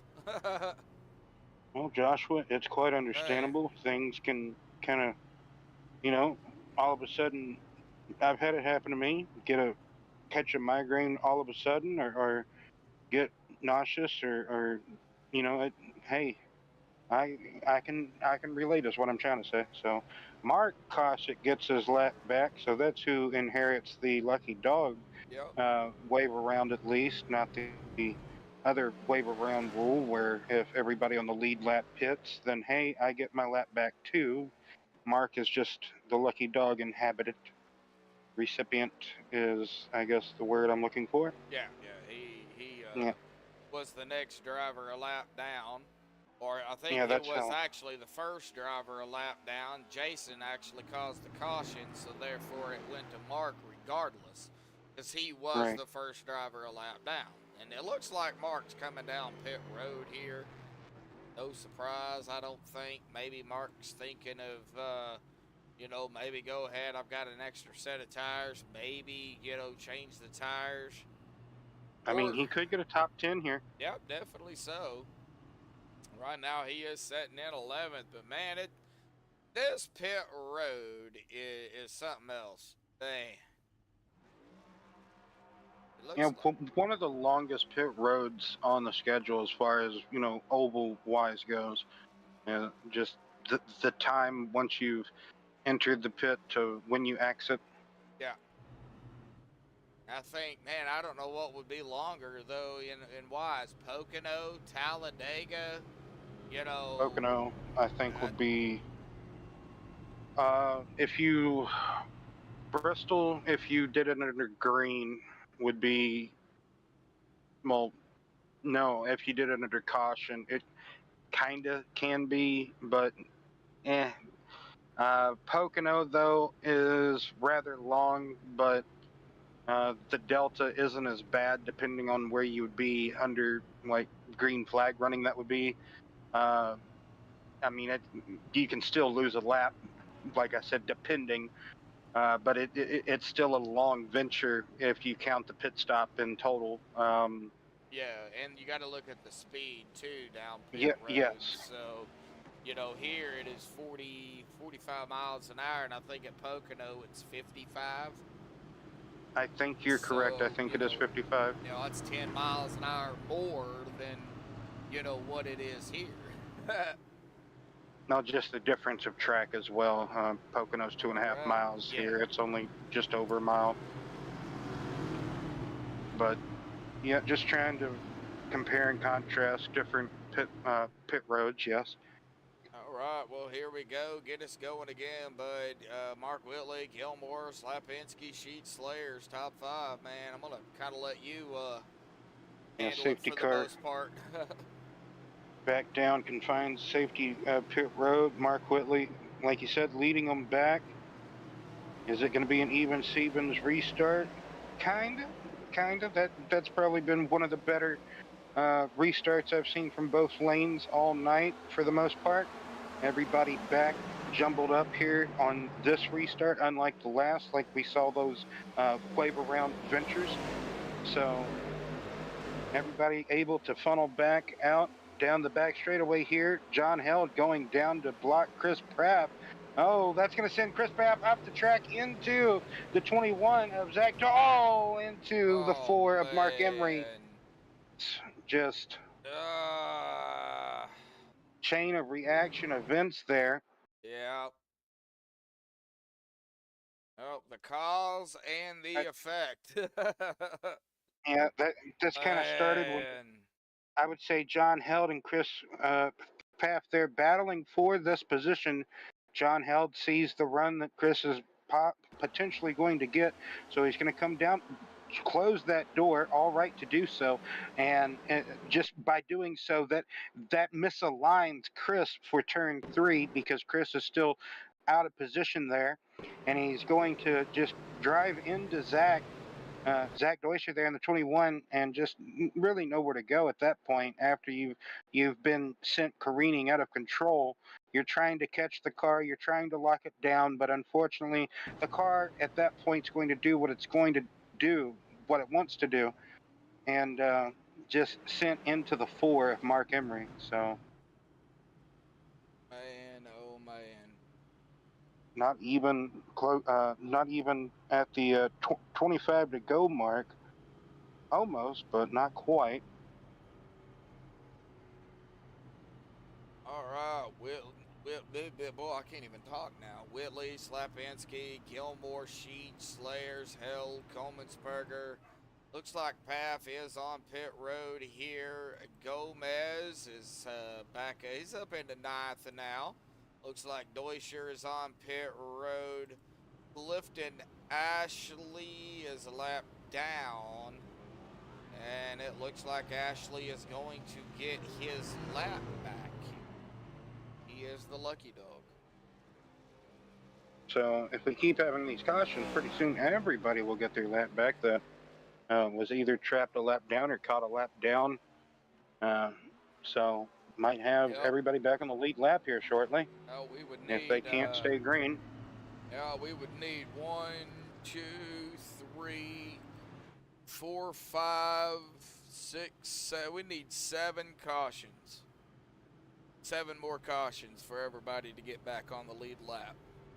That's if you go by cautions. Now, will some drivers stay out, to get their lap back, and take a chance? It's possible. So you don't technically need 7 cautions, but that is if you're going based off of that itself. We do not want to see 7 more cautions. Yeah, I kind of feel like the top 4, top 5, almost anybody who is on the lead lap, just about, I would say maybe 6th on up, has probably made their bed and they're laying in it. But maybe from 7th on back, they're still contemplating, like if they have a set of tires left in the pits, which I'm pretty sure everybody might still have one set left. Yeah. So, they're probably like, well, if we get another caution with about 10, maybe even 5 to go here, do I take the chance of putting on a cold set of tires and seeing, what the freshest of the fresh can do for me? That's taking a big chance. We know how good some of these drivers further up in the field can be on the old tire. So, it's all really a chance, a game of guess, really. It's a guessing game. Now, I've got Mark Whitley leading 99 laps. I don't know if that is correct, seeing as ATVO did reset. So, Right. I'm showing 99 laps now. The cautions, of course, I know did. It looks like we're setting at, well, it says 4 cautions, but I know that's wrong for 11 laps. 31 laps to go. That is correct. 6 lead changes. I think we've had at least 10 lead changes. I want to say at least Yeah, something like 8, that. 8 or 10. So we're winding down the laps here, but it's taking it a little bit due to Phoenix and the tires. But here we go, back underway here tonight at Phoenix. Do want to give a big shout out to Harpoon Design out there. Oh, 4 wide back there, and a huge crash. Oh man. Chris got. I'm going to say Chris got turned. I think he came across the nose of somebody. Looks like 4 wide, or dang near 4 wide. I know we were 3 wide. I think that's Jim Coleman'sberger in the 11, right there, the orange and, right. well, I was going to say orange and black, but we have a few orange and black cars, but right there in the middle. Right there, it was. Yep. See, it's kind of the risk we take of venturing down onto the flat, and drivers not necessarily knowing that you're down there. You're funneling back up to make turn, what's going to be turn 1 down here, turns 1 and 2. And when you venture. See, Zach, he was way down onto there, and we know Chris. He got down on that apron too, just a hair, and then there it is right there. I mean, and oh man, 25, nowhere to go. Brandon Hartwell got T-boned. And then by Larry Blair comes in, just probably, we might have to go on board with Larry, see what happened to him. He just, it looks like just nowhere to go. But yeah, we'll go cockpit in and kind of get an idea on what Larry was seeing here real quick.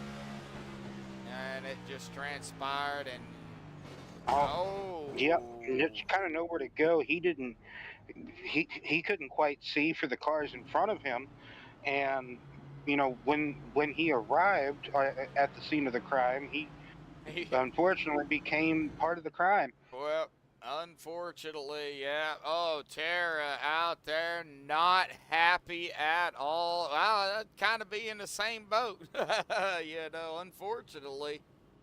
Yes, I'd be in the same boat too, not happy, but I'd hate to say it, but it's part of the racing factor here at Phoenix. It like I said, you go down, you venture down onto the flat. Some Yeah. drivers stay on the conventional actual track above that painted yellow line.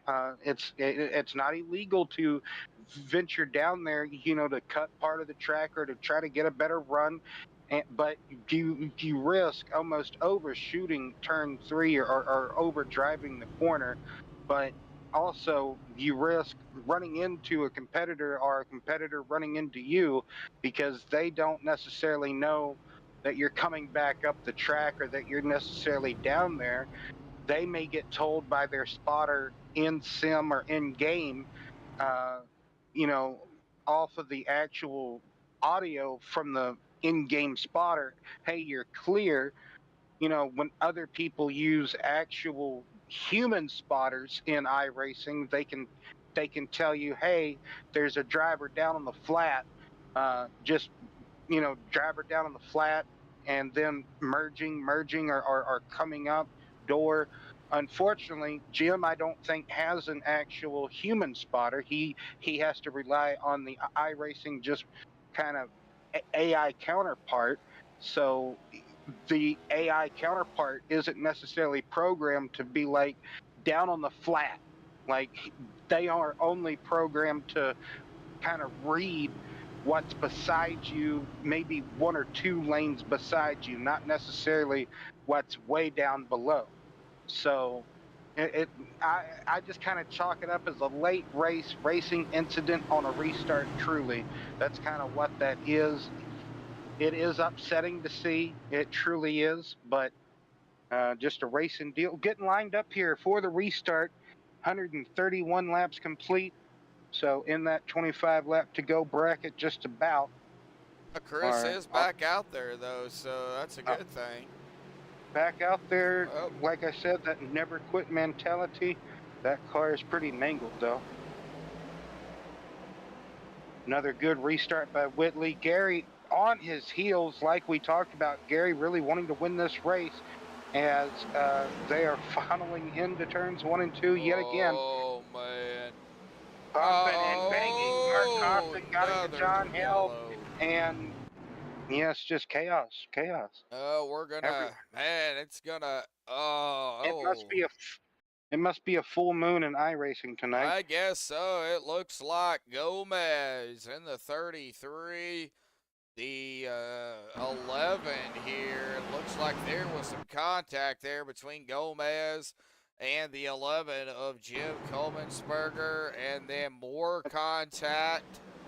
Yeah, that's what made Jim come down into Mark. And then John smacking the wall there. Ouch. Yeah, and then right into the barrels. Oh, that car's no. total. He's not getting back out there No, John. Oh, no. Tough break for John. Yeah, and he's stuck. Yeah, something snapped. He tried to put it in reverse just to get down pit road, but he should just tow it back. Oh, man.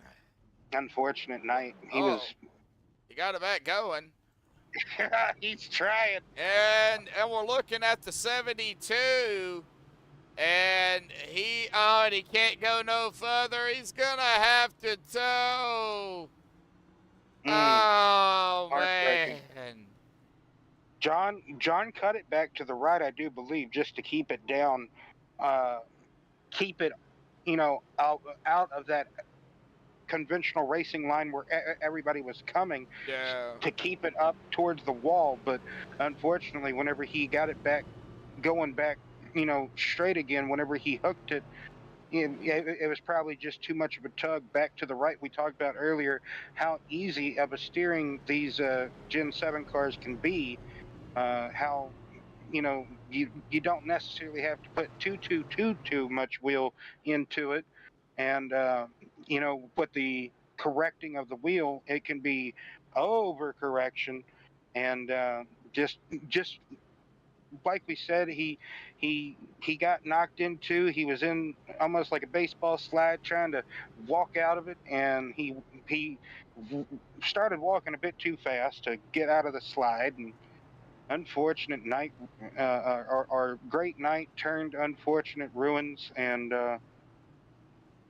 another caution here this evening. We've unfortunately lost count and track with the cautions because The software reset, but Yeah, it's unfortunate for that. I know, going back to the last time we were here, I mentioned it earlier. We had 10 cautions, and that was a 150 lap race, and I don't know exactly how many we've had here tonight, but I think we have had over 10. I do know that, or getting close to it anyway. it feels like 8 or 9. Yeah. And I don't know exactly what happened to the stage here tonight. I think it ended about a half a track, half a lap early. They Yeah, were at not, least. yeah, they were not even, across the stripe at lap 46. So I'm not sure exactly what happened on that either. But hey, it is what it is. We don't get paid to, you know, find out and keep up with it. So you know. Exactly. We get told one thing and another thing happens. So, yeah, We just go with the flow, folks. Or we end up, unfortunately, not feeling well during a broadcast.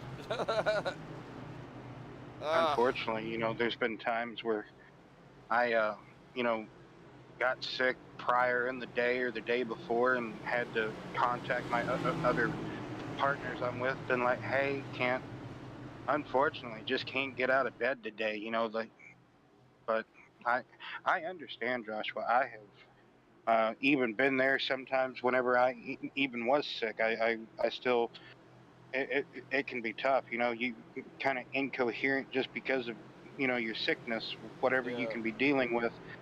And this restart I don't think is going to be as good as the last one, but Gary tried. Gary really Ooh. did. He tried to match his teammate. He's going to be there almost. Gilmore to Oh the no, Gilmore! outside. Mark Oh, here Austin we into him. Oh, Jim go! Omensberger hits the left front. Says, "Hello, Mark. I'll help Oh, you around." oh man, and they're It must starting be a to. full moon, man. It's got to be a full moon on that iRacing Uh, night sky. I guess so. Let's find out here what happened to Jeff Gilmore, because this is kind of what set the stage. Kind Did of he what get? Oh, I think there might no. have been some contact Did, there with the two of Sheets. a little. No. Ooh, that man, that was close. I'm gonna have to get a If closer view on this, because if that it's not was. contact, his car just breaks loose. Yeah, If it's not, we're about to look here, and no contact. it might have been net No. code. Yeah, it definitely could have It could have been. been. It Could have could have been. been, but we have seen already earlier in the night a Oh, little bit of net code, but I we've seen already in the night man. that cars have just been breaking loose on corner entry there. But Yep, a little bit of Uncle Netcode peeked its ugly head, but yep, and oh, right bam, there, bam. man, Mark Jim. Mark could have had a top 10, And but that top 10 went away just as quickly as he oh, could have had it. Jim, That's right up our into kid. Gomez. Ouch. Just man.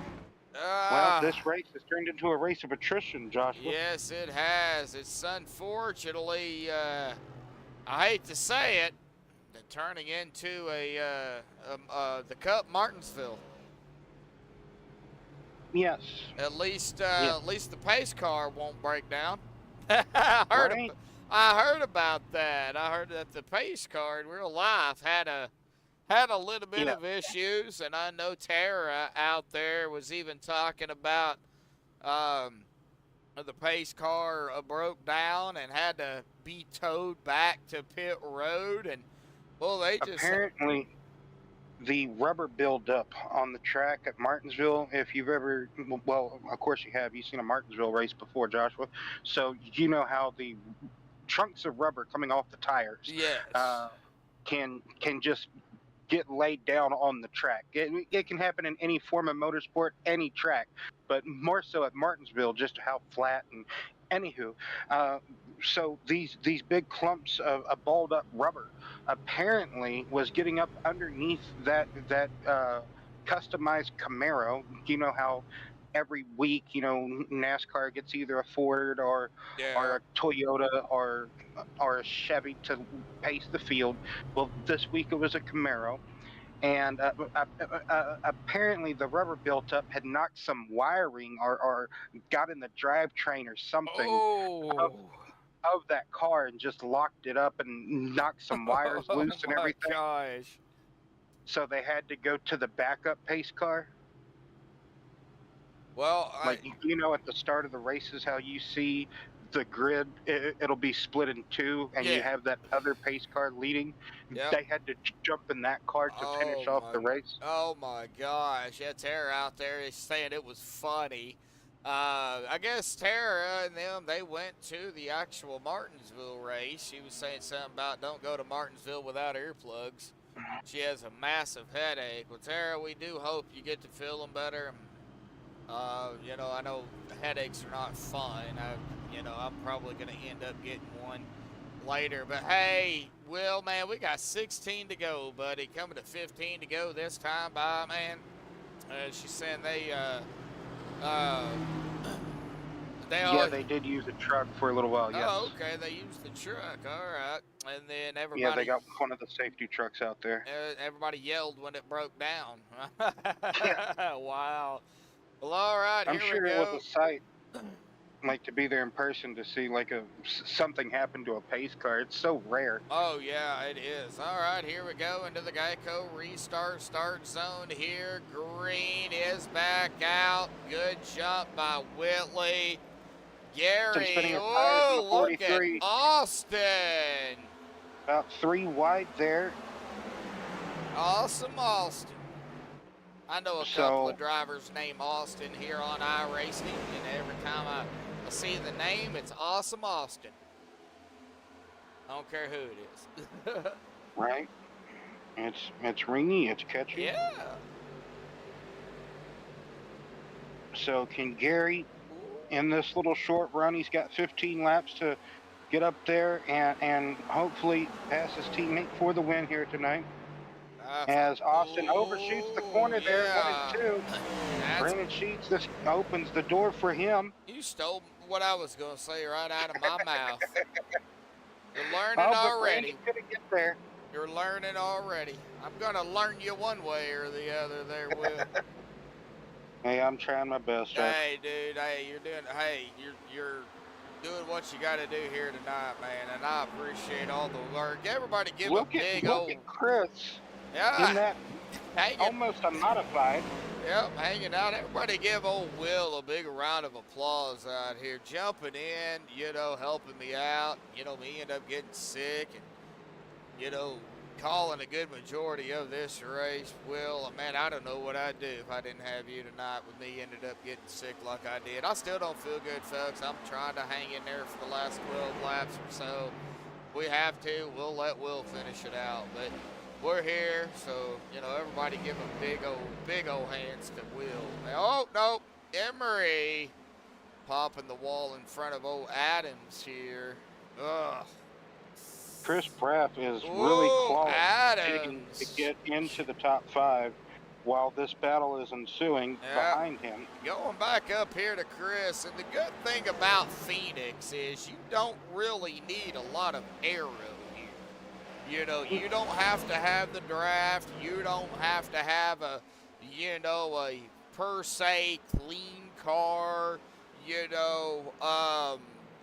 The 22 Gatorade probably not looking the most fanciest out there here tonight, but you got to give old Chris some credit. Getting all that damage, getting it down pit road, getting it back out here, not going a lap down, and he's running back up here in 6th. So yeah, he's only 1 spot away from a top 5 finish after his. Yeah, he's got to run down Clifton. That's going to be the problem. Chris could be having some steering issues. We've seen the night that Clifton's had. He's had just about as bad a night as Chris has had. And look where Clifton's at, running up in 5th. So Gary's still in 2nd place. He wasn't able to do anything on that restart with Mark, even though it looked like he could. Just those camera angles can sometimes be deceiving, diving into Yep. these corners. Man, But sparks. Austin, yep, that's how you know the cars are bottoming out when you see those sparks. At any point, at any track, whenever you see sparks in a car, and that is a key sign of them just bottoming out. The bottom of the chassis or the body of the car, just bam, bam, just hitting the track It as looks if they like were bam, bam from the Flintstones. looks like Brandon hit a small tree. Bam. Just a small tree. Just a small tree, a little bit of a dent there up in the front. Looks pretty cool, actually. To be honest with you. Yeah, it almost looks like it's carved a pumpkin. Yep. Yep. Looks like he hit a small tree, but he's doing all right, running in fourth here. And speaking of Ashley and Chris, now of course we are at that 6 to go here, folks. Man, winding it down. Whitley, Slapinski, Slayer, Sheets, Ashley, Paff, Deutscher, Adams, Campbell, Gilmore, Blair, Coleman, Sperger, Keith Hurlbut, Mark Emery, rounding out the top 14 drivers that are actually left out on the track. Gomez, he parked it. Now, he's not out of it, he just parked it. He is on pit road. We've lost Held, Hartwell, DeWalt. Looks like Robbie Stewart is actually still sitting in his pit box. And we've lost Kyle Heath. Man, we lost Kyle early. Tough break for Kyle. Not sure entirely what happened to Kyle. Probably an emergency. But he did come down pit road, or he towed it and Yes. brung out a caution. So we don't know exactly what's going on. Hopefully everything is okay with Kyle Heath and everything. Hopefully, if it is an emergency, it's not a major, emergency. It's just a regular, hopefully, just regular emergency, not a major, emergency. But go back to Harpoon real quick about the damage to Brandon Sheets' car. I can imagine if Dodge was to get back into the sport, it would look like a Dodge Charger in NASCAR would look similar to what the front end of a bent Chevy Camaro would look like. Just Yeah. because it almost looks like a Dodge Charger right there, like at a certain angle. It kind of does. looks like a Charger. Yeah. I never even thought about that, Will, but yeah, you're right about that.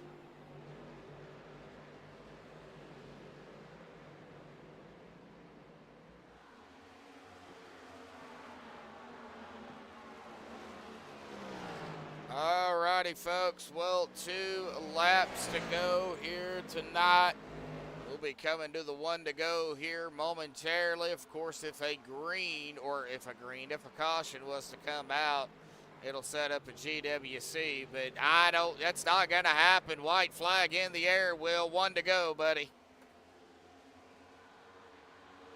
Here we go, folks. Mark Whitley, 129 laps, started back in 12th out of turn number 2 here, and Mark Whitley is looking like he is going to sweep Phoenix here this season out of 4.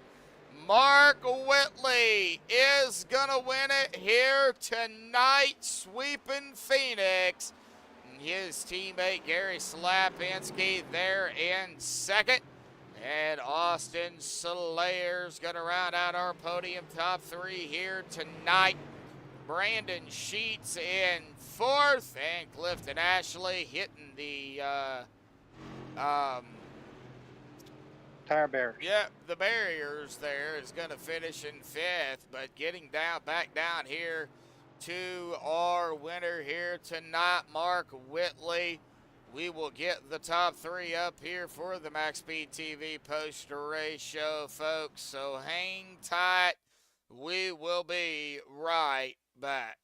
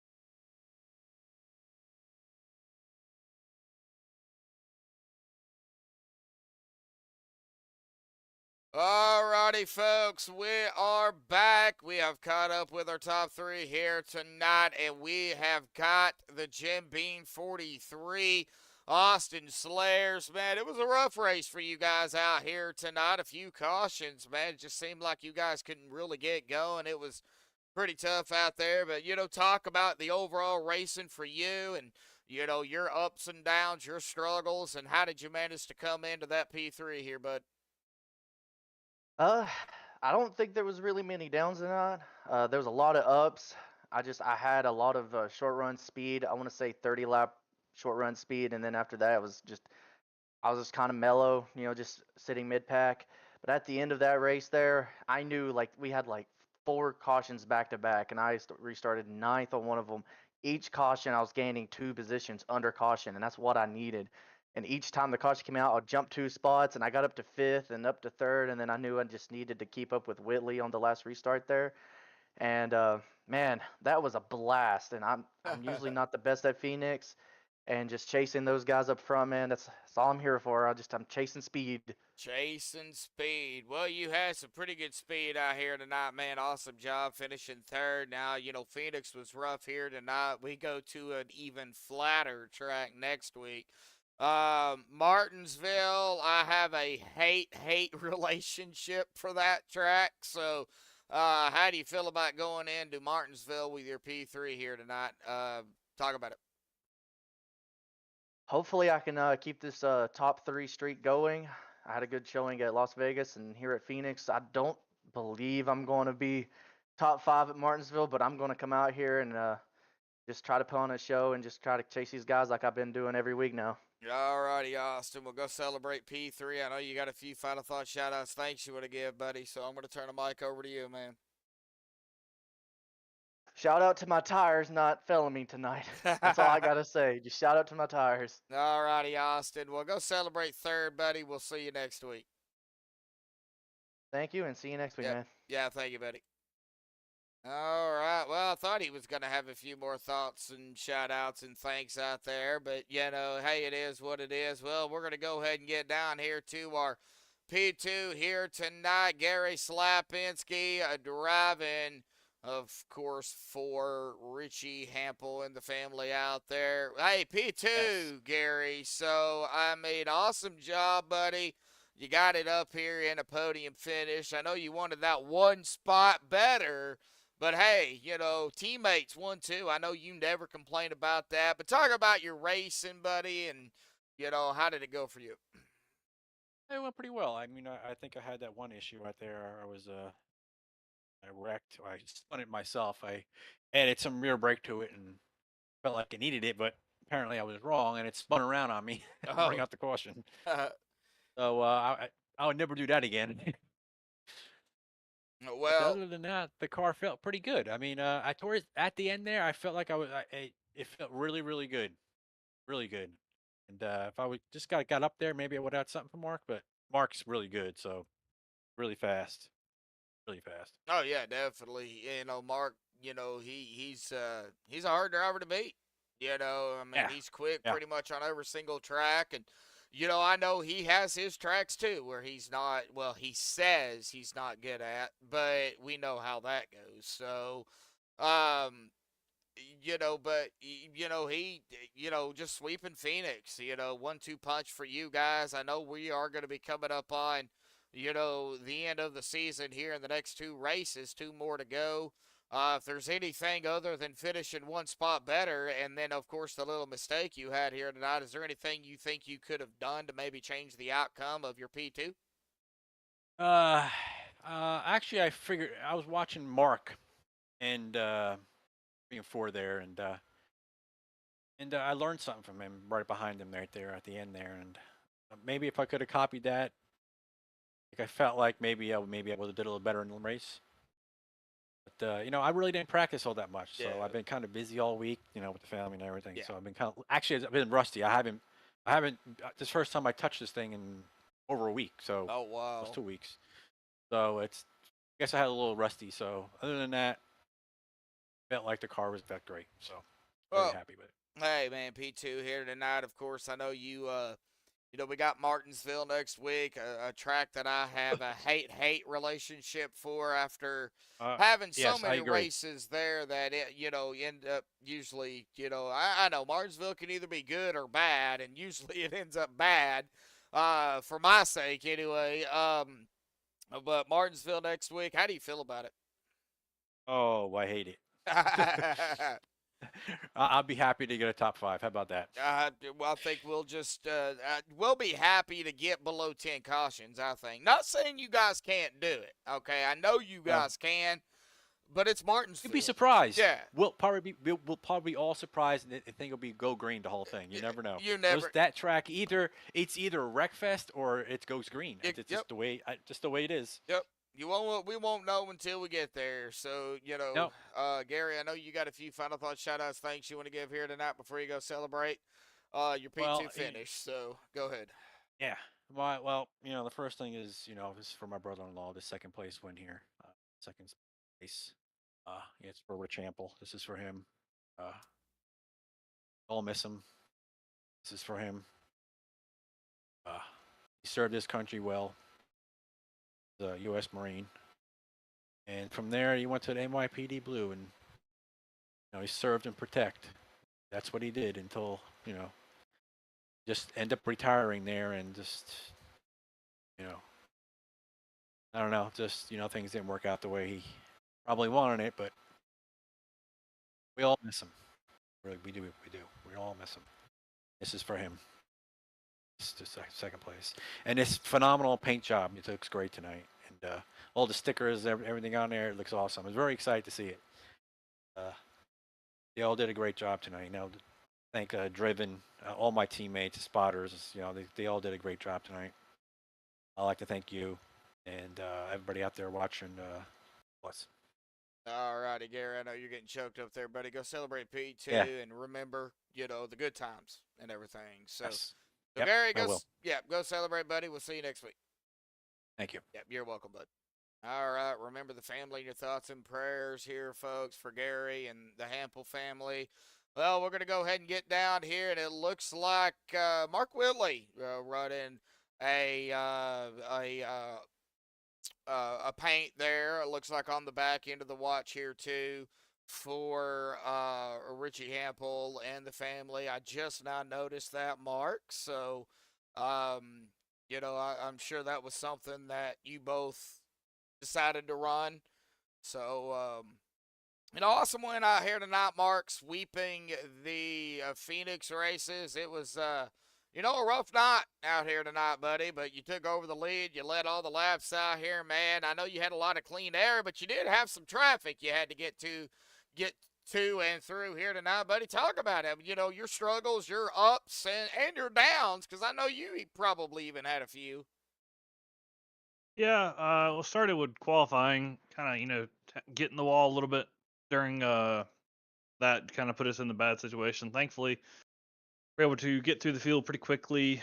Not too much craziness, and there was a lot of cautions to begin with.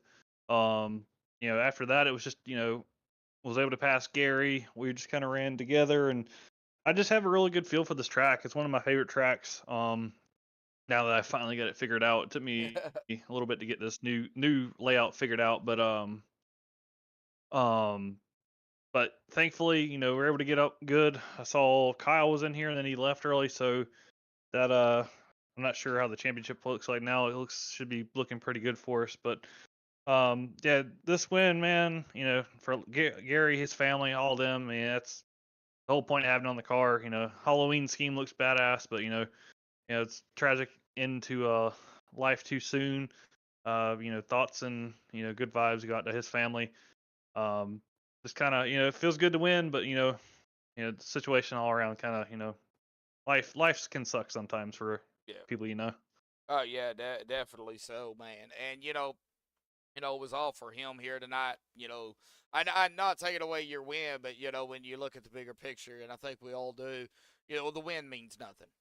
It's just life, man. So, but awesome win. Here tonight. We go to a track next week. I hate it. I've gone to a point where I liked it, and then now I just despise it. Martinsville. it's so flat that it's really hard to get anything going. Of course, it's one of those tracks too. Could either be a wreck fest or it could go green. How do you feel about Martinsville? Is that another track you like, love, hate, do good okay at? What you think about I it? like to drive it. I really like to drive around the track. Sometimes races there, every now and then you'll get a good one where you can go like, most of the race green, and it's fun to drive around there, especially when the tires get old. But I think it's just a difficult track. I mean, I've ran a few officials this week, and if that was any indication, then we were in for another long night. But and don't no one take anything away from these guys. But I mean, every official race I've run there this week, I think most official races have been 50, 60 laps, and we did good to get 10 green flag laps. So I'm hoping for the best, but just I don't want to really hoping for the best. This group of guys, if anybody can do it, I think they can. But just had a rough night tonight. Hopefully everybody got it out of their system. Next week we can go to Martinsville and run the whole race green. So, like I said, I'm looking forward. I like driving around the racetrack, like driving it. It's like a fun track to drive. But sometimes racing isn't the greatest there sometimes. But hopefully we can get away from that and just have a good race, because tonight was an off night for everybody. I think all the cautions we usually don't have. We had 12 cautions. We usually only have 2 or 3. So I think hopefully everybody got it out of their system tonight, and then next week we can go back to how we normally do. Yeah, Martinsville, I think, we won't know until we get there. We'll find out, folks. Like I said, Mark Goodwin out here tonight, sweeping Phoenix, buddy. I know you got a few final thoughts, shout-outs, things you want to give, before you go celebrate. So Mike's yours, man. Yeah, big shout-out, like I said, first and foremost, Gary, his family, Richie, life gone too soon. Big shout-out. I was kind of pulling for Gary. If he'd have been a little bit closer there, I'd probably have just let him have that win, just so his family could have something to celebrate. I just didn't want to screw it up, and we both wound up losing. So it was good for him, I think. Good for the family. Gets bad times right now, and they can come around. See his name going around the racetrack on these 2 cars. Hopefully it helped ease the pain a little bit. I know it can never come close to what it means to have that person there, but hopefully something at least a little bit made the pain a little bit more bearable. Shout out to Brantley for these awesome paint schemes, Halloween theme, and the logo he made for Richie. Check him out at harpoondesign.com. Thanks to my family tuning in these broadcast races. You get you see somebody close to you lose somebody that's close to them, and it makes you extra appreciative of all the people you have around you. So appreciate them tuning in these races, meaning world to me. And then, shout out to you for putting on the broadcast. Should be hopefully pretty good to go back and watch. I heard you were a little under the weather, so I'm sorry to hear that. Yeah. Yeah, the league. Shout out to the league. This wasn't our greatest race, but it will bounce back and we'll have a lot better finish to the season. And I think that should be it. All righty, Mark. We'll go celebrate your victory here tonight. Hopefully, I'm feeling much better. Yeah, I ended up getting sick right in the middle of the daggum race here tonight. So I'm not feeling up, 100% now. So, but hey, we buckled down. We got through it. Will did a fantastic job. He jumped in, and big shout out to Will too, because if he wasn't here, man, I'd have been struggling. So it's always good to have a comrade over there. Oh yeah, so but go celebrate your win here tonight, Mark, and we'll see you next week, buddy. Thank you. Thank you, bud. Alrighty, folks. Well, it was a tough race out here for these guys here tonight at Phoenix, but you know what? They rallied around, they got it done, and I know I said it to Mark, but Will, I gotta say it to you and to the fans out there, man. Dude, I appreciate you jumping in here tonight, man, and kind of covering a good majority of the of the race here with me getting sick like I did, and dude, thank you, man, and thank you every week for jumping out here on Sundays, man. Well, Joshua, like I've said before, and like I'll say it again, I appreciate you letting me be a part of your broadcast booth and be beside you, help you call these cup races here in the SRU, and that it's a pleasure, and I truly get to appreciate it, and I take a lot of pleasure in being able to help you and others, and getting to call these races, present it to the friends and family, the fans that watch these races. So it's every week. It's always something different. It's always exciting. You know, there's parts of the races where there's a lull, but just about every week it's always something. You never can tell. That's why motorsport in general is always so exciting to watch. So yeah, just thank you, Joshua, for wearing all the hats you wear. Well, I do appreciate it, buddy. You know, it's tough doing what we do, regardless if you're a co-commentator, you gotta, jump in and help, or you do what I do Sure. and gotta set it. I mean, it's a job in itself. So, thank you for that. I'm gonna go ahead and run through the unofficial results here real quick. Mark Whitley grabbed the win out here tonight. Awesome win again by Mark, sweeping Phoenix this season. Gary will finish in second here tonight. Please remember to keep him and the family in your thoughts and prayers here as you get ready to go to bed or whatever you guys are going to do out there here tonight. Gary, second here tonight. Austin Slayers coming in two tonight, finishing third. Brandon Sheets fourth. Clifton Ashley fifth. Chris Paff sixth. Zach Deutscher seventh. Jason Adams eighth. Christopher Campbell ninth. And Jeff Gilmore 10th.